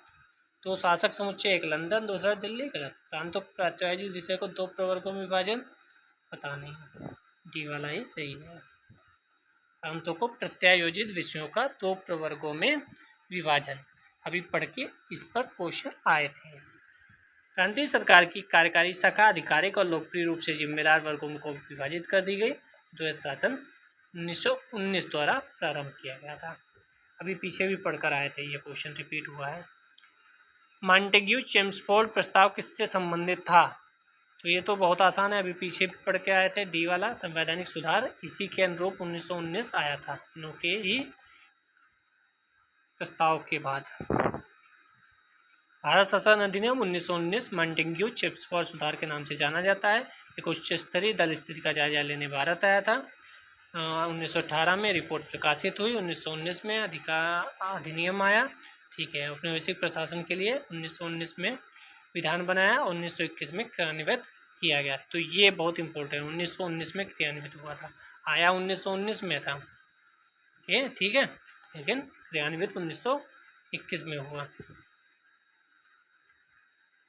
विशेषताएं क्या थी ये आप पढ़ ही लिए होंगे, आपके नोट्स में होंगी, तो इससे यहाँ कुछ नया नहीं है। बस ये ध्यान रखो, महालेखा परीक्षक की नियुक्ति का अधिकार भी दिया गया था, और लोक सेवा आयोग का गठन भी, जो कि 1926 में हुआ शायद, अगर आप मैं सही हूँ, मैं तो सही हूँ ही। ठीक है, तो शासन पद्धति पता है। अकिस्सिक को यूरोपियन व आंग्लवर्तियों पर लागू किया गया निर्वाचन प्रणाली सांप्रदायिक आधार पर, ये भी था। ठीक है, सर्वप्रथम उत्तरदायी शासन शब्द को स्पष्ट प्रयोग किया गया। तो ये बहुत इंपॉर्टेंट है, 1909, 1919, 1935, ये तीनों तो बहुत इंपॉर्टेंट है। फिर से क्रिप्स है, देखो अभी ऊपर पढ़ के आए। क्रिप्स की योजना की या परिकल्पना थी कि द्वितीय विश्व युद्ध के बाद भारत को पूर्ण स्वतंत्रता प्रदान की जानी चाहिए। इतना कर देते तो 1942 का भारत छोड़ो आंदोलन होता ही क्यों। स्वतंत्रता प्रदान करने से पहले भारत को 2 भागों में विभाजित कर देना चाहिए, तब तो कुछ था भी नहीं ऐसा। भारत को इस शर्त के साथ गणतंत्र बना देना चाहिए कि वह ऐसा कुछ नहीं था, भारत को डोमिनियन स्टेटस देना चाहिए। हाँ, ये सही था, तभी कहा गया था भाई बहुत लेट कर दिए आते आते, ये तो हमने कब मांगा था, ये तो हम 1928-29 में ही छोड़ आए थे नेहरू रिपोर्ट में। नेहरू जी ने लिख दिया था, नेहरू जी मतलब मोतीलाल नेहरू जी ने, हमने पीछे क्लासेस में देखा कि डोमिनियन स्टेटस दे दो, तो उनके ही सुपुत्र जवाहरलाल नेहरू जी और भी युवा जो थे वो नाराज हो गए कि भाई अब तो हमें पूर्ण स्वतंत्रता की बात करनी चाहिए, आप डोमिनियन स्टेटस की बात क्यों कर रहे हो। तो उन्होंने कहा ठीक है, अगर 1 साल तक दे देते हैं तो ठीक, वरना हम पूर्ण स्वतंत्रता की मांग करेंगे। फिर 1929 में रावी नदी के किनारे लाहौर में कांग्रेस का अधिवेशन होता है दिसंबर में, बढ़िया सी सर्दी में। जवाहरलाल नेहरू जी वहाँ अध्यक्ष बनते हैं और पूर्ण स्वतंत्रता की मांग 1929 में ही कर ली जाती है, और ये अब राग अलाप रहे हैं डोमिनियन स्टेटस का। ठीक है, तो ये हम व्याख्या अभी ऊपर पढ़ के ही आए तो वही व्याख्या होगी। यहाँ देखो कांग्रेस ने लाहौर अधिवेशन लिखा भी है, पूर्ण स्वतंत्रता घोषित कर दी। ठीक है, नेक्स्ट चलते हैं। 2015 में भारत सरकार अधिनियम फिर 1919 आ गया। निम्नलिखित में से किसको स्पष्ट रूप से परिभाषित किया, किसको, अभी यहाँ पे हमने देखा था ये वाला, यहाँ पे न्यायपालिका विधायिका के बीच शक्ति का पृथक्करण, ऐसा कुछ नहीं होगा। केंद्रीय प्रांतीय सरकार को अधिकारिता, ऐसा भी नहीं होगा, ऐसा भी नहीं होगा। हमें लगता है डी वाला होना चाहिए, सॉरी डी वाला है अच्छा हाँ, केंद्रीय प्रांतीय सरकारों की अधिकारिता, मिस्टेक, केंद्रीय एवं प्रांतीय सरकारों की अधिकारिता जो थी उसको स्पष्ट रूप से परिभाषित किया था 1919 के। सबसे महत्वपूर्ण तो ये वाला फिर यही रिपीट हुआ है, आप पढ़ लेंगे, ये कई बार पढ़ के आए हैं। कैबिनेट मिशन के संदर्भ में निम्नलिखित में से कौन सा कथन सही है। कैबिनेट मिशन भी इम्पोर्टेंट है। इसने एक संघीय सरकार के लिए सिफारिश की, इसने भारतीय न्यायालयों की शक्तियों का विस्तार किया, इसने ICS में और अधिक भारतीयों के लिए उपबंध किया।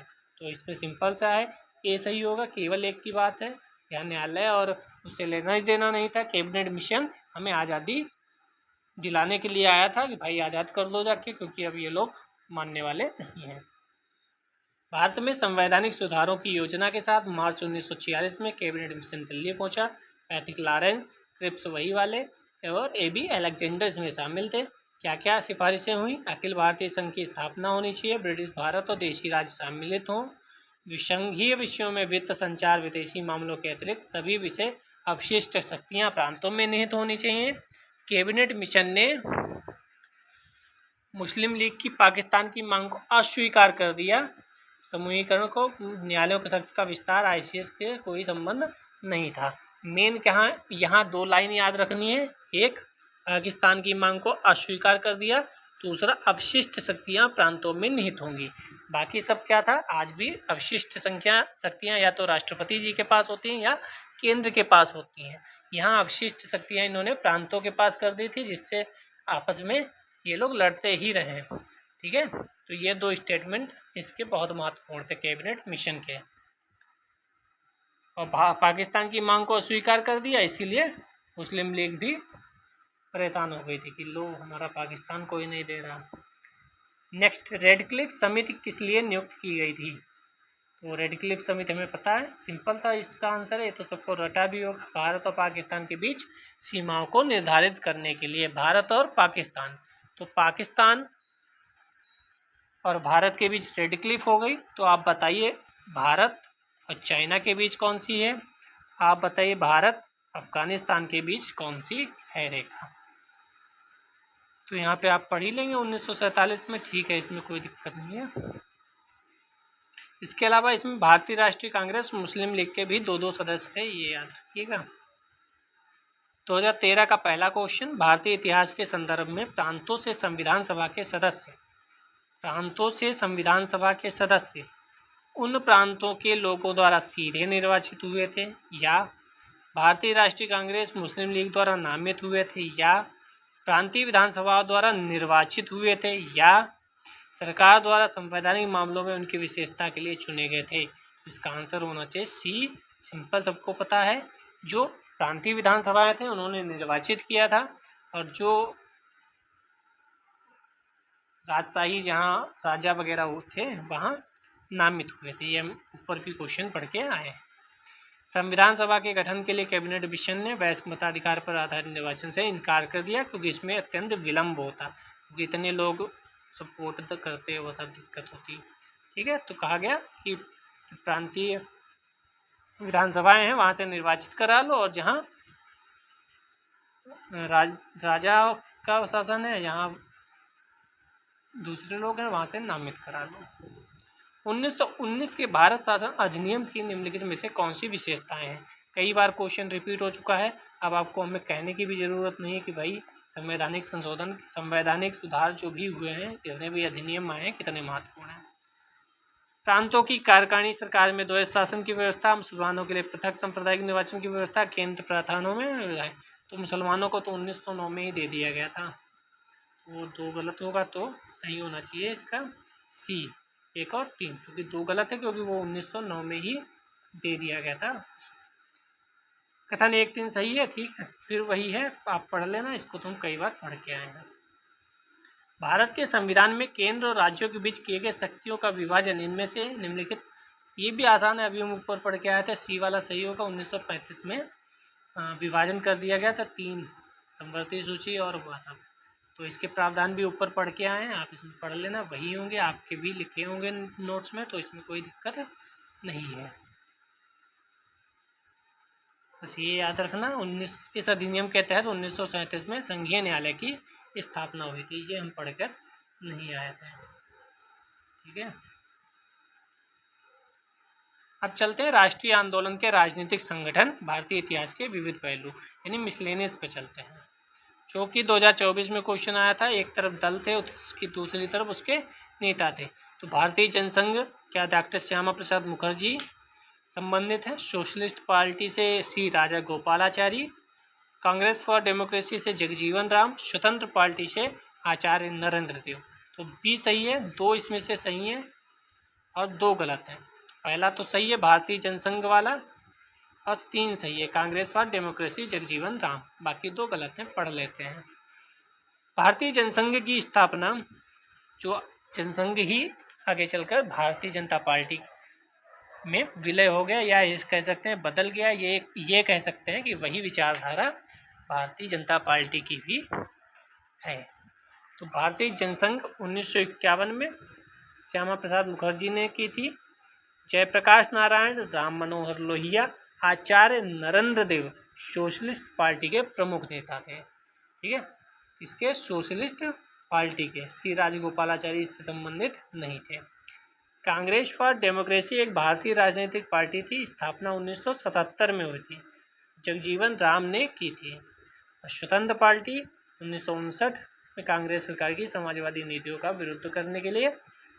तो ये क्वेश्चन जो कहा जाता था ना, 1-2 साल से कहा जाने लगा था, 1947 के बाद के भी क्वेश्चन यूपीएससी पूछने लगी है, तो ये क्वेश्चन वहीं से आया है, ये कह सकते हैं।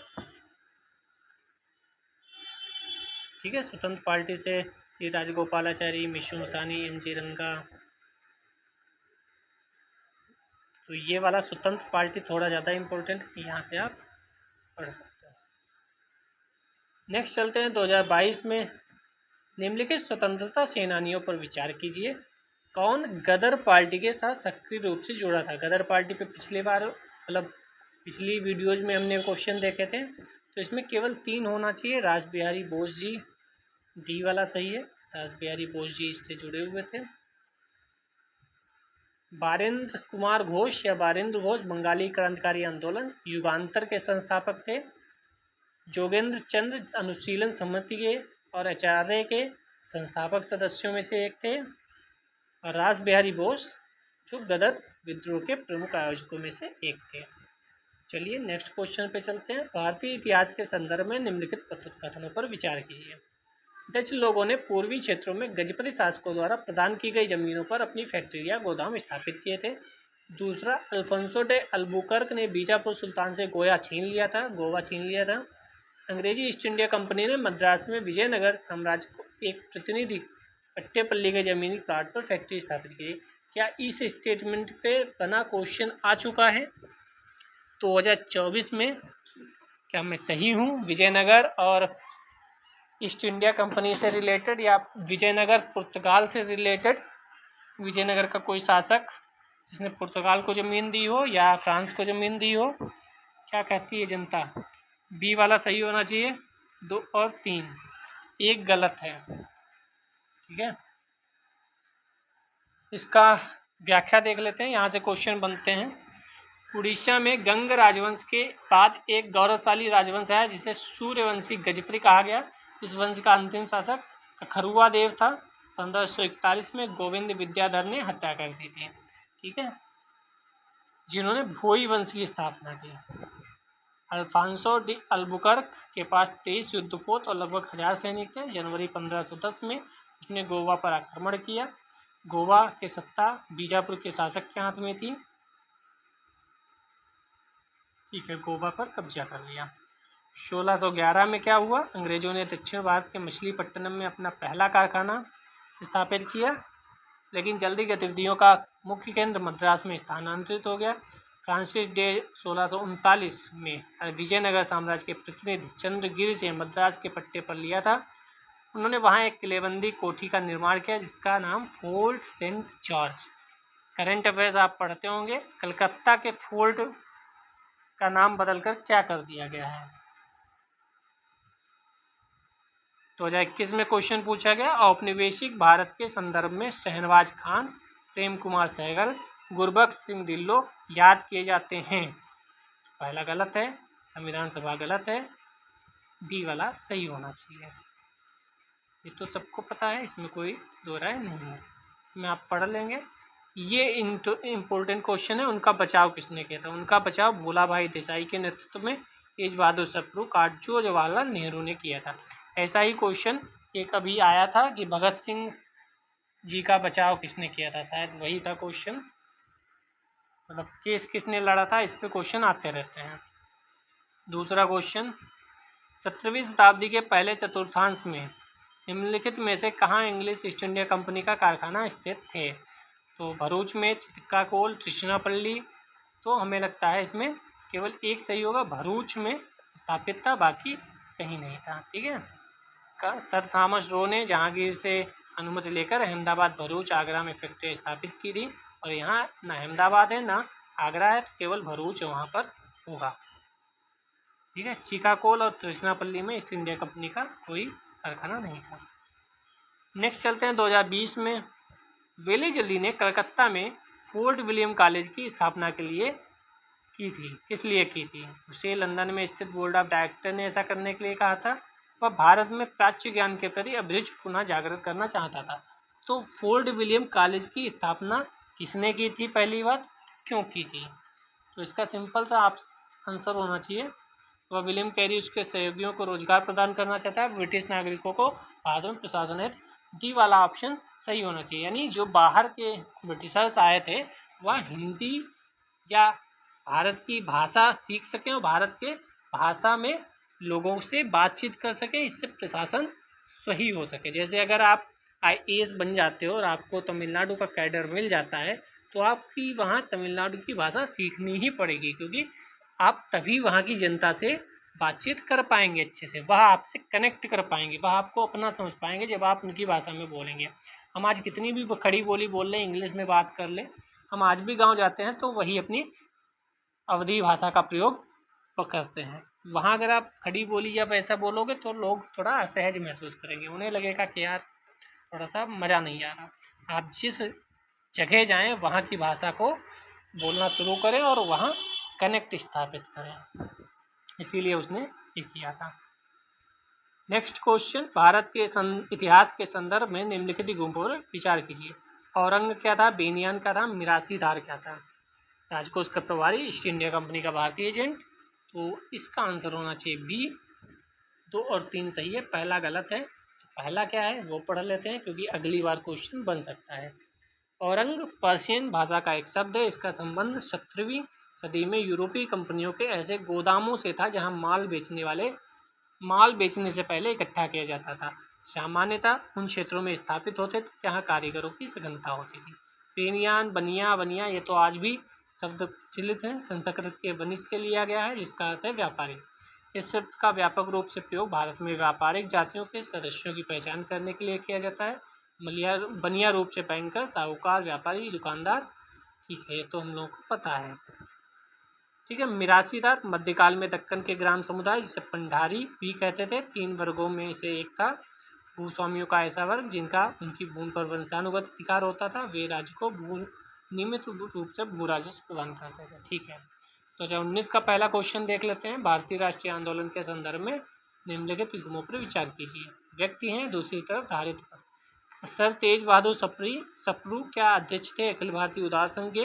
केसी नियोगी क्या सदस्य थे संविधान सभा के? पीसी जोशी क्या महासचिव थे भारतीय साम्यवादी दल के? कौन सा सही सुमेलित है?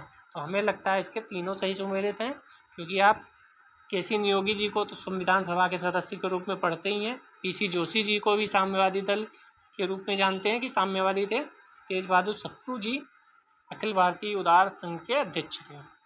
तो यहाँ पर बहुत ज़्यादा लिखा नहीं, वही लिखा होगा तो हम पढ़ने की आवश्यकता नहीं है। जो 2018 को क्वेश्चन पूछ लेते हैं, 1920 में निम्नलिखित में से किसने अपना नाम बदलकर स्वराज सभा रख दिया? तो ये सिंपल सा क्वेश्चन है, ये इसका आंसर होगा all India home rule league, क्योंकि होम रूल लीग बनी उसके बाद इसका नाम परिवर्तित हो गया। होम रूल लीग कब बनी थी, किसने बनाई थी, कहाँ से बनाई थी, ये आप रिवाइज कर सकते हैं। निम्नलिखित में से किनसे भारत में अंग्रेजी शिक्षा की नींव पड़ी? तो 1813 का चार्टर एक्ट क्या अंग्रेजी शिक्षा से रिलेटेड था? General committee of public instruction 1823, प्राच्यवाद और आंग्ल विवाद। तो इसका आंसर तीनों होना चाहिए, क्योंकि 1813 में तो चार्टर एक्ट में कहानी शुरू हुई थी और फिर मैकाले साहब आ गए। 1813 के चार्टर एक्ट द्वारा पहली बार ब्रिटिश शासन द्वारा संस्थागत शिक्षा की पहल की गई। चार्टर में शिक्षा के उद्देश्य, प्रसार, स्पष्टता, परिणाम स्वरूप अंग्रेजी। ठीक है, 1823 में काउंसिल बनी। ठीक है, हाँ, ये वाला स्टेटमेंट आपके आ सकता है। कमेटी को 1813 के चार्टर एक्ट में शिक्षा के लिए 1 लाख के आवंटन की बात कही गई थी, तो ये इम्पोर्टेंट है। ठीक है, आगे चलते हैं। यहाँ पर आप विलियम बेंटिक को मैकाले मिनट आप एजुकेशन की बात कर सकते हैं, क्योंकि मैकाले में पता है अंग्रेजी शिक्षा में योगदान देकर गया था। निम्नलिखित में से कौन सी घटना सबसे पहले हुई? स्वामी दयानंद ने आर्य समाज की स्थापना की, दीनबंधु ने नील दर्पण का लेखन किया, बंकिम चंद्र चट्टोपाध्याय ने आनंद मठ का लेखन किया, या Satyendra Nath Tagore Indian civil service परीक्षा में सफलता पाने वाले प्रथम भारतीय थे? कौन सा सही उत्तर होगा? इसका सही उत्तर होगा बी, दीनबंधु ने सबसे पहले नील दर्पण लिखा। पहले तो हमें यह पता होना चाहिए, स्वामी दयानंद सरस्वती जी ने आर्य समाज की स्थापना की, दीनबंधु मित्र ने नील दर्पण लिखा, बंकिम चंद्र चट्टोपाध्याय जी ने आनंद मठ लिखा। ठीक है, और सत्येंद्र नाथ टैगोर जो थे इंडियन सिविल सर्विस परीक्षा सफलता पाने वाले प्रथम भारतीय थे। कब बने थे यह आप कमेंट सेक्शन में बता सकते हैं। नील दर्पण 1858, सिविल सेवा परीक्षा 1863, आर्य समाज की स्थापना 1875 और आनंद मठ का लेखन 1882। नेक्स्ट क्वेश्चन, भारत में औपनिवेशिक शासन के दौरान शैक्षणिक संस्थाओं के संदर्भ में निम्नलिखित बहुत चाहिए। इससे संस्थापक आ गया, मैंने अभी बोला था संस्थापक बहुत महत्वपूर्ण है। बनारस का संस्कृत कॉलेज क्या विलियम जोन्स ने बनवाया था? कलकत्ता मद्रासा वारेन हेस्टिंग्स ने बनवाया था। फोर्ट विलियम कॉलेज आर्थर वेलीजेली ने बनवाया था। तो इसका बी ऑप्शन सही हो, केवल 2 सही है, बाकी दोनों गलत हैं। तो हम पढ़ लेते हैं किसने क्या बनवाया। बनारस का संस्कृत कॉलेज जोनाथन डंकन के प्रस्ताव पर 1791 में स्थापित किया गया था। कलकत्ता मदरसा तो गवर्नर जनरल वारेन हेस्टिंग्स 1781 में स्थापित करवा चुका था। फोर्ट विलियम कॉलेज वेलेजली ने 1800 में स्थापित कराया। अगली बार इनका क्रम से पूछ लेगा तो आपको पता होना चाहिए, 1791, 1781 और 1800। 18वीं शताब्दी के मध्य इंग्लिश ईस्ट इंडिया कंपनी के द्वारा बंगाल से निर्यातित प्रमुख पण्य पदार्थ स्टेपल कमोडिटीज क्या थे? यानी मध्य इंग्लिश ईस्ट इंडिया कंपनी के द्वारा बंगाल से निर्यातित, तो जो बंगाल है हमारा वहाँ से निर्यात क्या किया जाता था? अपरिष्कृत कपास, तिलहन, अफीम, चीनी, नमक, जस्ता, सीसा, तांबा, चांदी, सोना, मसाले, चाय, कपास, रेशम, सोरा, अफीम। कौन सा ऐसा पेयर होगा जो, तो डी वाला ऐसा पेयर है जो। तो सोना चांदी तो हमें पता है कि नहीं होगा, ठीक है। नमक वगैरह तो नहीं होगा, और यहाँ पे तिलहन की बात हो रही थी, शायद नहीं होना चाहिए। तो 18वीं शताब्दी में क्या क्या हो रहा था, तो यहाँ पर लिखा है, ठीक है। नेक्स्ट, वेलेजली द्वारा लागू की गई सहायक संधि व्यवस्था के बारे में निम्नलिखित में से कौन सा कथन लागू नहीं होता। तभी मैं कहता हूँ सर्किल कर लो कि नहीं कई बार पूछ देता है और हम नहीं वाला नहीं कर देते हैं। दूसरों के खर्च पर एक बड़ी सेना बनाए रखना, यह सहायक संधि व्यवस्था के बारे में था। भारत को नेपोलियन के खतरे से सुरक्षित रखना, कंपनी के लिए एक नियत आय का प्रबंधन करना, भारतीय रियासतों के ऊपर ब्रिटिश सर्वोच्चता स्थापित करना। तो ये चारों लग रहे हैं, लेकिन इसमें तीसरा जो है वह महत्वपूर्ण नहीं था उतना। आय की बात नहीं थी यहाँ, जहाँ सबसे ज़्यादा बचाव की बात थी कि भाई एक सेना बनी रहे, अपने पास पावर होगी, दूसरा नेपोलियन के खतरे से भी सुरक्षित रहेंगे, और तीसरा ब्रिटिश सर्वोच्चता स्थापित रहेगी, ठीक है। इसमें इतना कुछ लिखा नहीं होगा जो पढ़ने की आवश्यकता है। वुड डिस्पैच के बारे में निम्नलिखित में से कौन सा कथन सत्य है। सहायता अनुदान व्यवस्था ग्रांट इन एड शुरू की गई, विश्वविद्यालयों की स्थापना की सिफारिश की गई, या शिक्षा के सभी स्तरों पर शिक्षण के माध्यम में के रूप में अंग्रेजी की शिक्षा की सिफारिश की गई। तो इसमें से कौन सा सही होना चाहिए। ए सही होना चाहिए, 1 और 2 सही हैं, लेकिन सभी स्तरों पर अंग्रेजी एकदम से स्थापित नहीं की जा सकती थी। तो सिंपल सा क्वेश्चन कह सकते हैं 1854 में वेलेजली या डलहौजी था वुड घोषणा पत्र या वुड डिस्पैच के बारे में भारतीय शिक्षा का मैग्ना कार्टा भी कहा जाता है। और भी कई आयोग बने थे शिक्षा से रिलेटेड, वह भी आपको पता होने चाहिए, ठीक है। यहाँ पर यह बताया गया था उच्च शिक्षा का माध्यम अंग्रेजी, स्कूल स्तर की शिक्षा का माध्यम देसी भाषाओं में होना चाहिए। बाकी भारत में आधुनिक विश्वविद्यालयों की स्थापना का सुझाव भी दिया गया था। आगे चलते हैं। कौन थे जिन्होंने मैजिनी, गैरिबाल्डी, शिवाजी, श्री कृष्ण की जीवनी लिखी, अमेरिका के कुछ समय के लिए अमेरिका में रहे और केंद्रीय सभा के सदस्य भी निर्वाचित हुए। क्या वह अरविंद घोष जी थे, क्या वह विपिन चंद्र पाल थे, या मोतीलाल नेहरू, या लाला लाजपत राय। तो लाला लाजपत राय जी के बारे में ये सब बातें कही गई थी। लाला लाजपत राय भारतीय स्वतंत्रता संघर्ष के प्रमुख नेता थे, गरम दल के नेता थे। प्रथम विश्व युद्ध के आसपास अमेरिका की यात्रा इन्होंने की थी। इनके बारे में पढ़ लीजिए, unhappy India, England, debt to India, young India जैसी पुस्तकों का लेखन किया है। उन्होंने मैजिनी, गैरिबाल्डी, शिवाजी दयानंद की जीवनी भी लिखी थी। तो इम्पोर्टेंट पर्सन है भारतीय इतिहास के। नेक्स्ट चलते हैं, 2017 में क्वेश्चन पूछा गया। राधाकांत देव ब्रिटिश इंडिया एसोसिएशन के प्रथम अध्यक्ष थे। कुजलू लक्ष्मी नरसू चेट्टी मद्रास महाजन सभा के संस्थापक थे। सुरेंद्र नाथ बनर्जी इंडियन एसोसिएशन के संस्थापक थे। तो इसमें तीनों सही होने चाहिए कि नहीं, तो 1 और 3 सही होना चाहिए, दूसरा गलत होना चाहिए। तो हम ये देख लेते हैं कि किसने किसकी स्थापना की। राधाकांत देव ब्रिटिश इंडिया एसोसिएशन के प्रथम अध्यक्ष थे। इसकी स्थापना 1851 में हो गई थी। मद्रास नेटिव एसोसिएशन की स्थापना की थी, ना कि मद्रास महाजन सभा की, ठीक है, 1849 में। मद्रास महाजन सभा की स्थापना 1884 में पी राघवाचारी, सुब्रह्मण्य अय्यर और आनंद चार्लू ने कराई थी।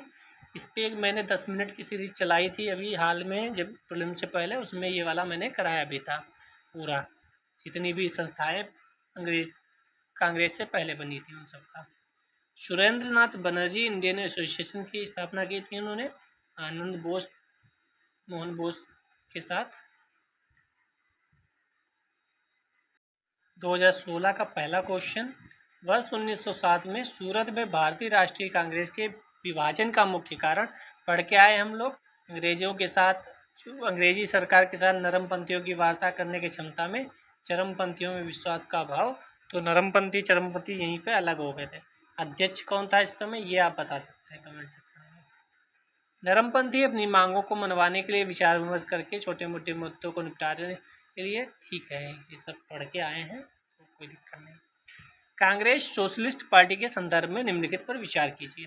इसने ब्रिटिश माल के बहिष्कार, करों के अवमंचन की वकालत की। यह सर्वहारा वर्ग का अधिनायकत्व तो स्थापित करना चाहती थी। इसने अल्पसंख्यकों, दलित वर्गों के पृथक निर्वाचन की वकालत की थी।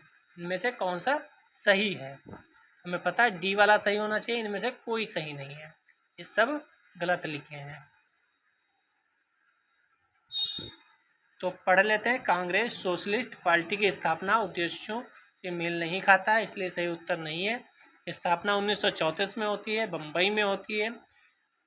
ये कांग्रेस के भीतर रहकर कार्य करते हुए उसकी उपलब्धियों को सुदृढ़ करना था, ठीक है। यह साम्यवादियों के इस मामले पर अलग थी कि वह कांग्रेस के भीतर रहकर समाजवादी अधिकारों के लिए ब्रिटिश के खिलाफ लड़ नहीं सकती। मतलब अन्य लोग कह रहे थे कि आप कांग्रेस के अंदर रहकर कैसे काम कर सकते हैं इस सब चीज़ों पे, तो उन्होंने कहा नहीं, ऐसा कुछ नहीं है, हम रहकर काम कर सकते हैं, ठीक है। बाकी आप पढ़ लेना, कोई दिक्कत नहीं है इसमें। निम्नलिखित कथनों पर विचार कीजिए। भारतीय राष्ट्रीय कांग्रेस की प्रथम महिला अध्यक्ष सरोजनी नायडू जी थी। नहीं, एनी बेसेंट जी थी। प्रथम भारतीय महिला अध्यक्ष कहते तो ठीक था। भारतीय राष्ट्रीय कांग्रेस के प्रथम मुस्लिम अध्यक्ष बदरुद्दीन तैयबजी थे। सही है, केवल 2 सही होना चाहिए इसका। बदरुद्दीन तैयबजी जी कब थे? 1800, अगली जो डिजिट है वो आप कमेंट सेक्शन में भरेंगे। एनी बेसेंट प्रथम महिला थी, ठीक है। तो प्रथम मुस्लिम अध्यक्ष बदरुद्दीन तैयबजी थे 1887 में। एनी बेसेंट थी प्रथम महिला। सरोजनी नायडू प्रथम भारतीय महिला कह सकते हैं। सरोजनी नायडू जी को और भी बहुत कुछ कहा जाता है। द गोल्डन थ्रेशोल्ड नामक कविता संग्रह है इनका, 1905 में प्रकाशित हुआ। लंदन टाइम्स में प्रशंसा युक्त समीक्षाएं लिखी गई, ठीक है। गांधी जी के सभी आंदोलनों में सक्रिय समर्थन था इनका। उत्तर प्रदेश की प्रथम राज्यपाल भी बनाई गई, ठीक है। और फिरोज शाह मेहता, केटी तेलंग के साथ मिलकर बॉम्बे प्रेसिडेंसी एसोसिएशन बनाया था बदरुद्दीन तैयबजी जी ने, ये भी आप याद कर सकते हैं। नेक्स्ट चलते हैं। भारतीय स्वतंत्रता आंदोलन के समय राष्ट्रीय सामाजिक सम्मेलन का गठन किया गया था। इस गठन के लिए उत्तरदायी कारण क्या था? किसका गठन किया गया था? नेशनल सोशल कॉन्फ्रेंस, राष्ट्रीय सामाजिक सम्मेलन। क्या बंगाल क्षेत्र के विभिन्न सामाजिक सुधार संगठन किसी एक मंच पर एकत्रित होकर व्यापक हित में मांग पत्र सरकार के समक्ष प्रस्तुत करना चाहते थे?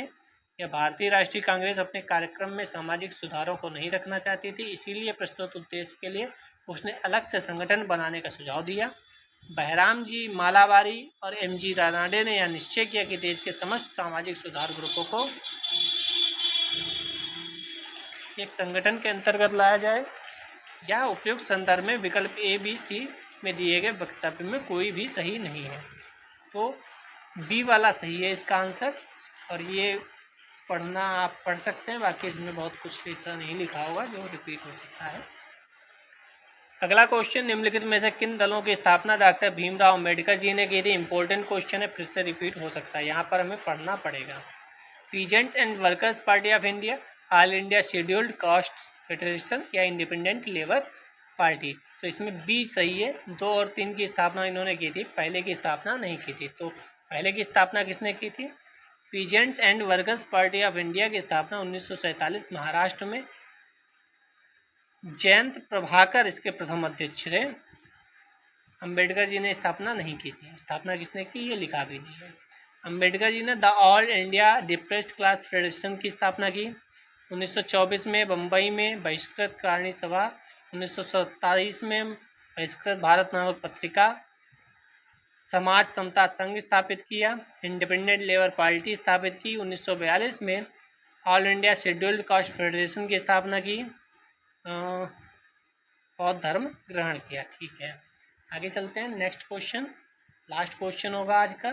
जी हाँ, इसी के साथ हमारा हिस्ट्री कंप्लीट हो जाएगा। सन 1893 में सर विलियम वेडबर्न और W.S. कैन ने किस उद्देश्य से इंडियन पार्लियामेंट्री कमेटी की स्थापना की? आपने शायद नाम भी ना सुना हो इन लोगों के।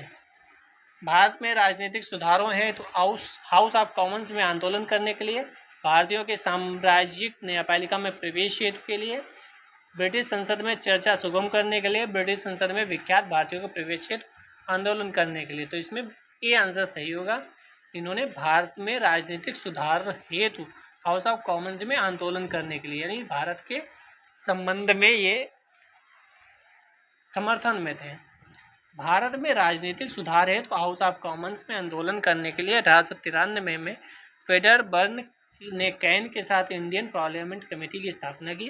1885 में कांग्रेस की स्थापना की गई। भारतीय राष्ट्रीय कांग्रेस की स्थापना के समय फेडरबर्न इसके सदस्य थे। 1893 में ब्रिटिश संसद में लिबरल सदस्य के रूप में प्रवेश किया ताकि भारत में राजनीतिक सुधार हेतु वहाँ आंदोलन किया जा सके। 1900 तक ब्रिटिश संसद के सदस्य रहे। ए.ओ. ह्यूम की जीवनी भी लिखी, यानी ये व्यक्ति दोनों इम्पोर्टेंट हैं। ठीक है, कौन कौन से? फेडरबर्न और कैन।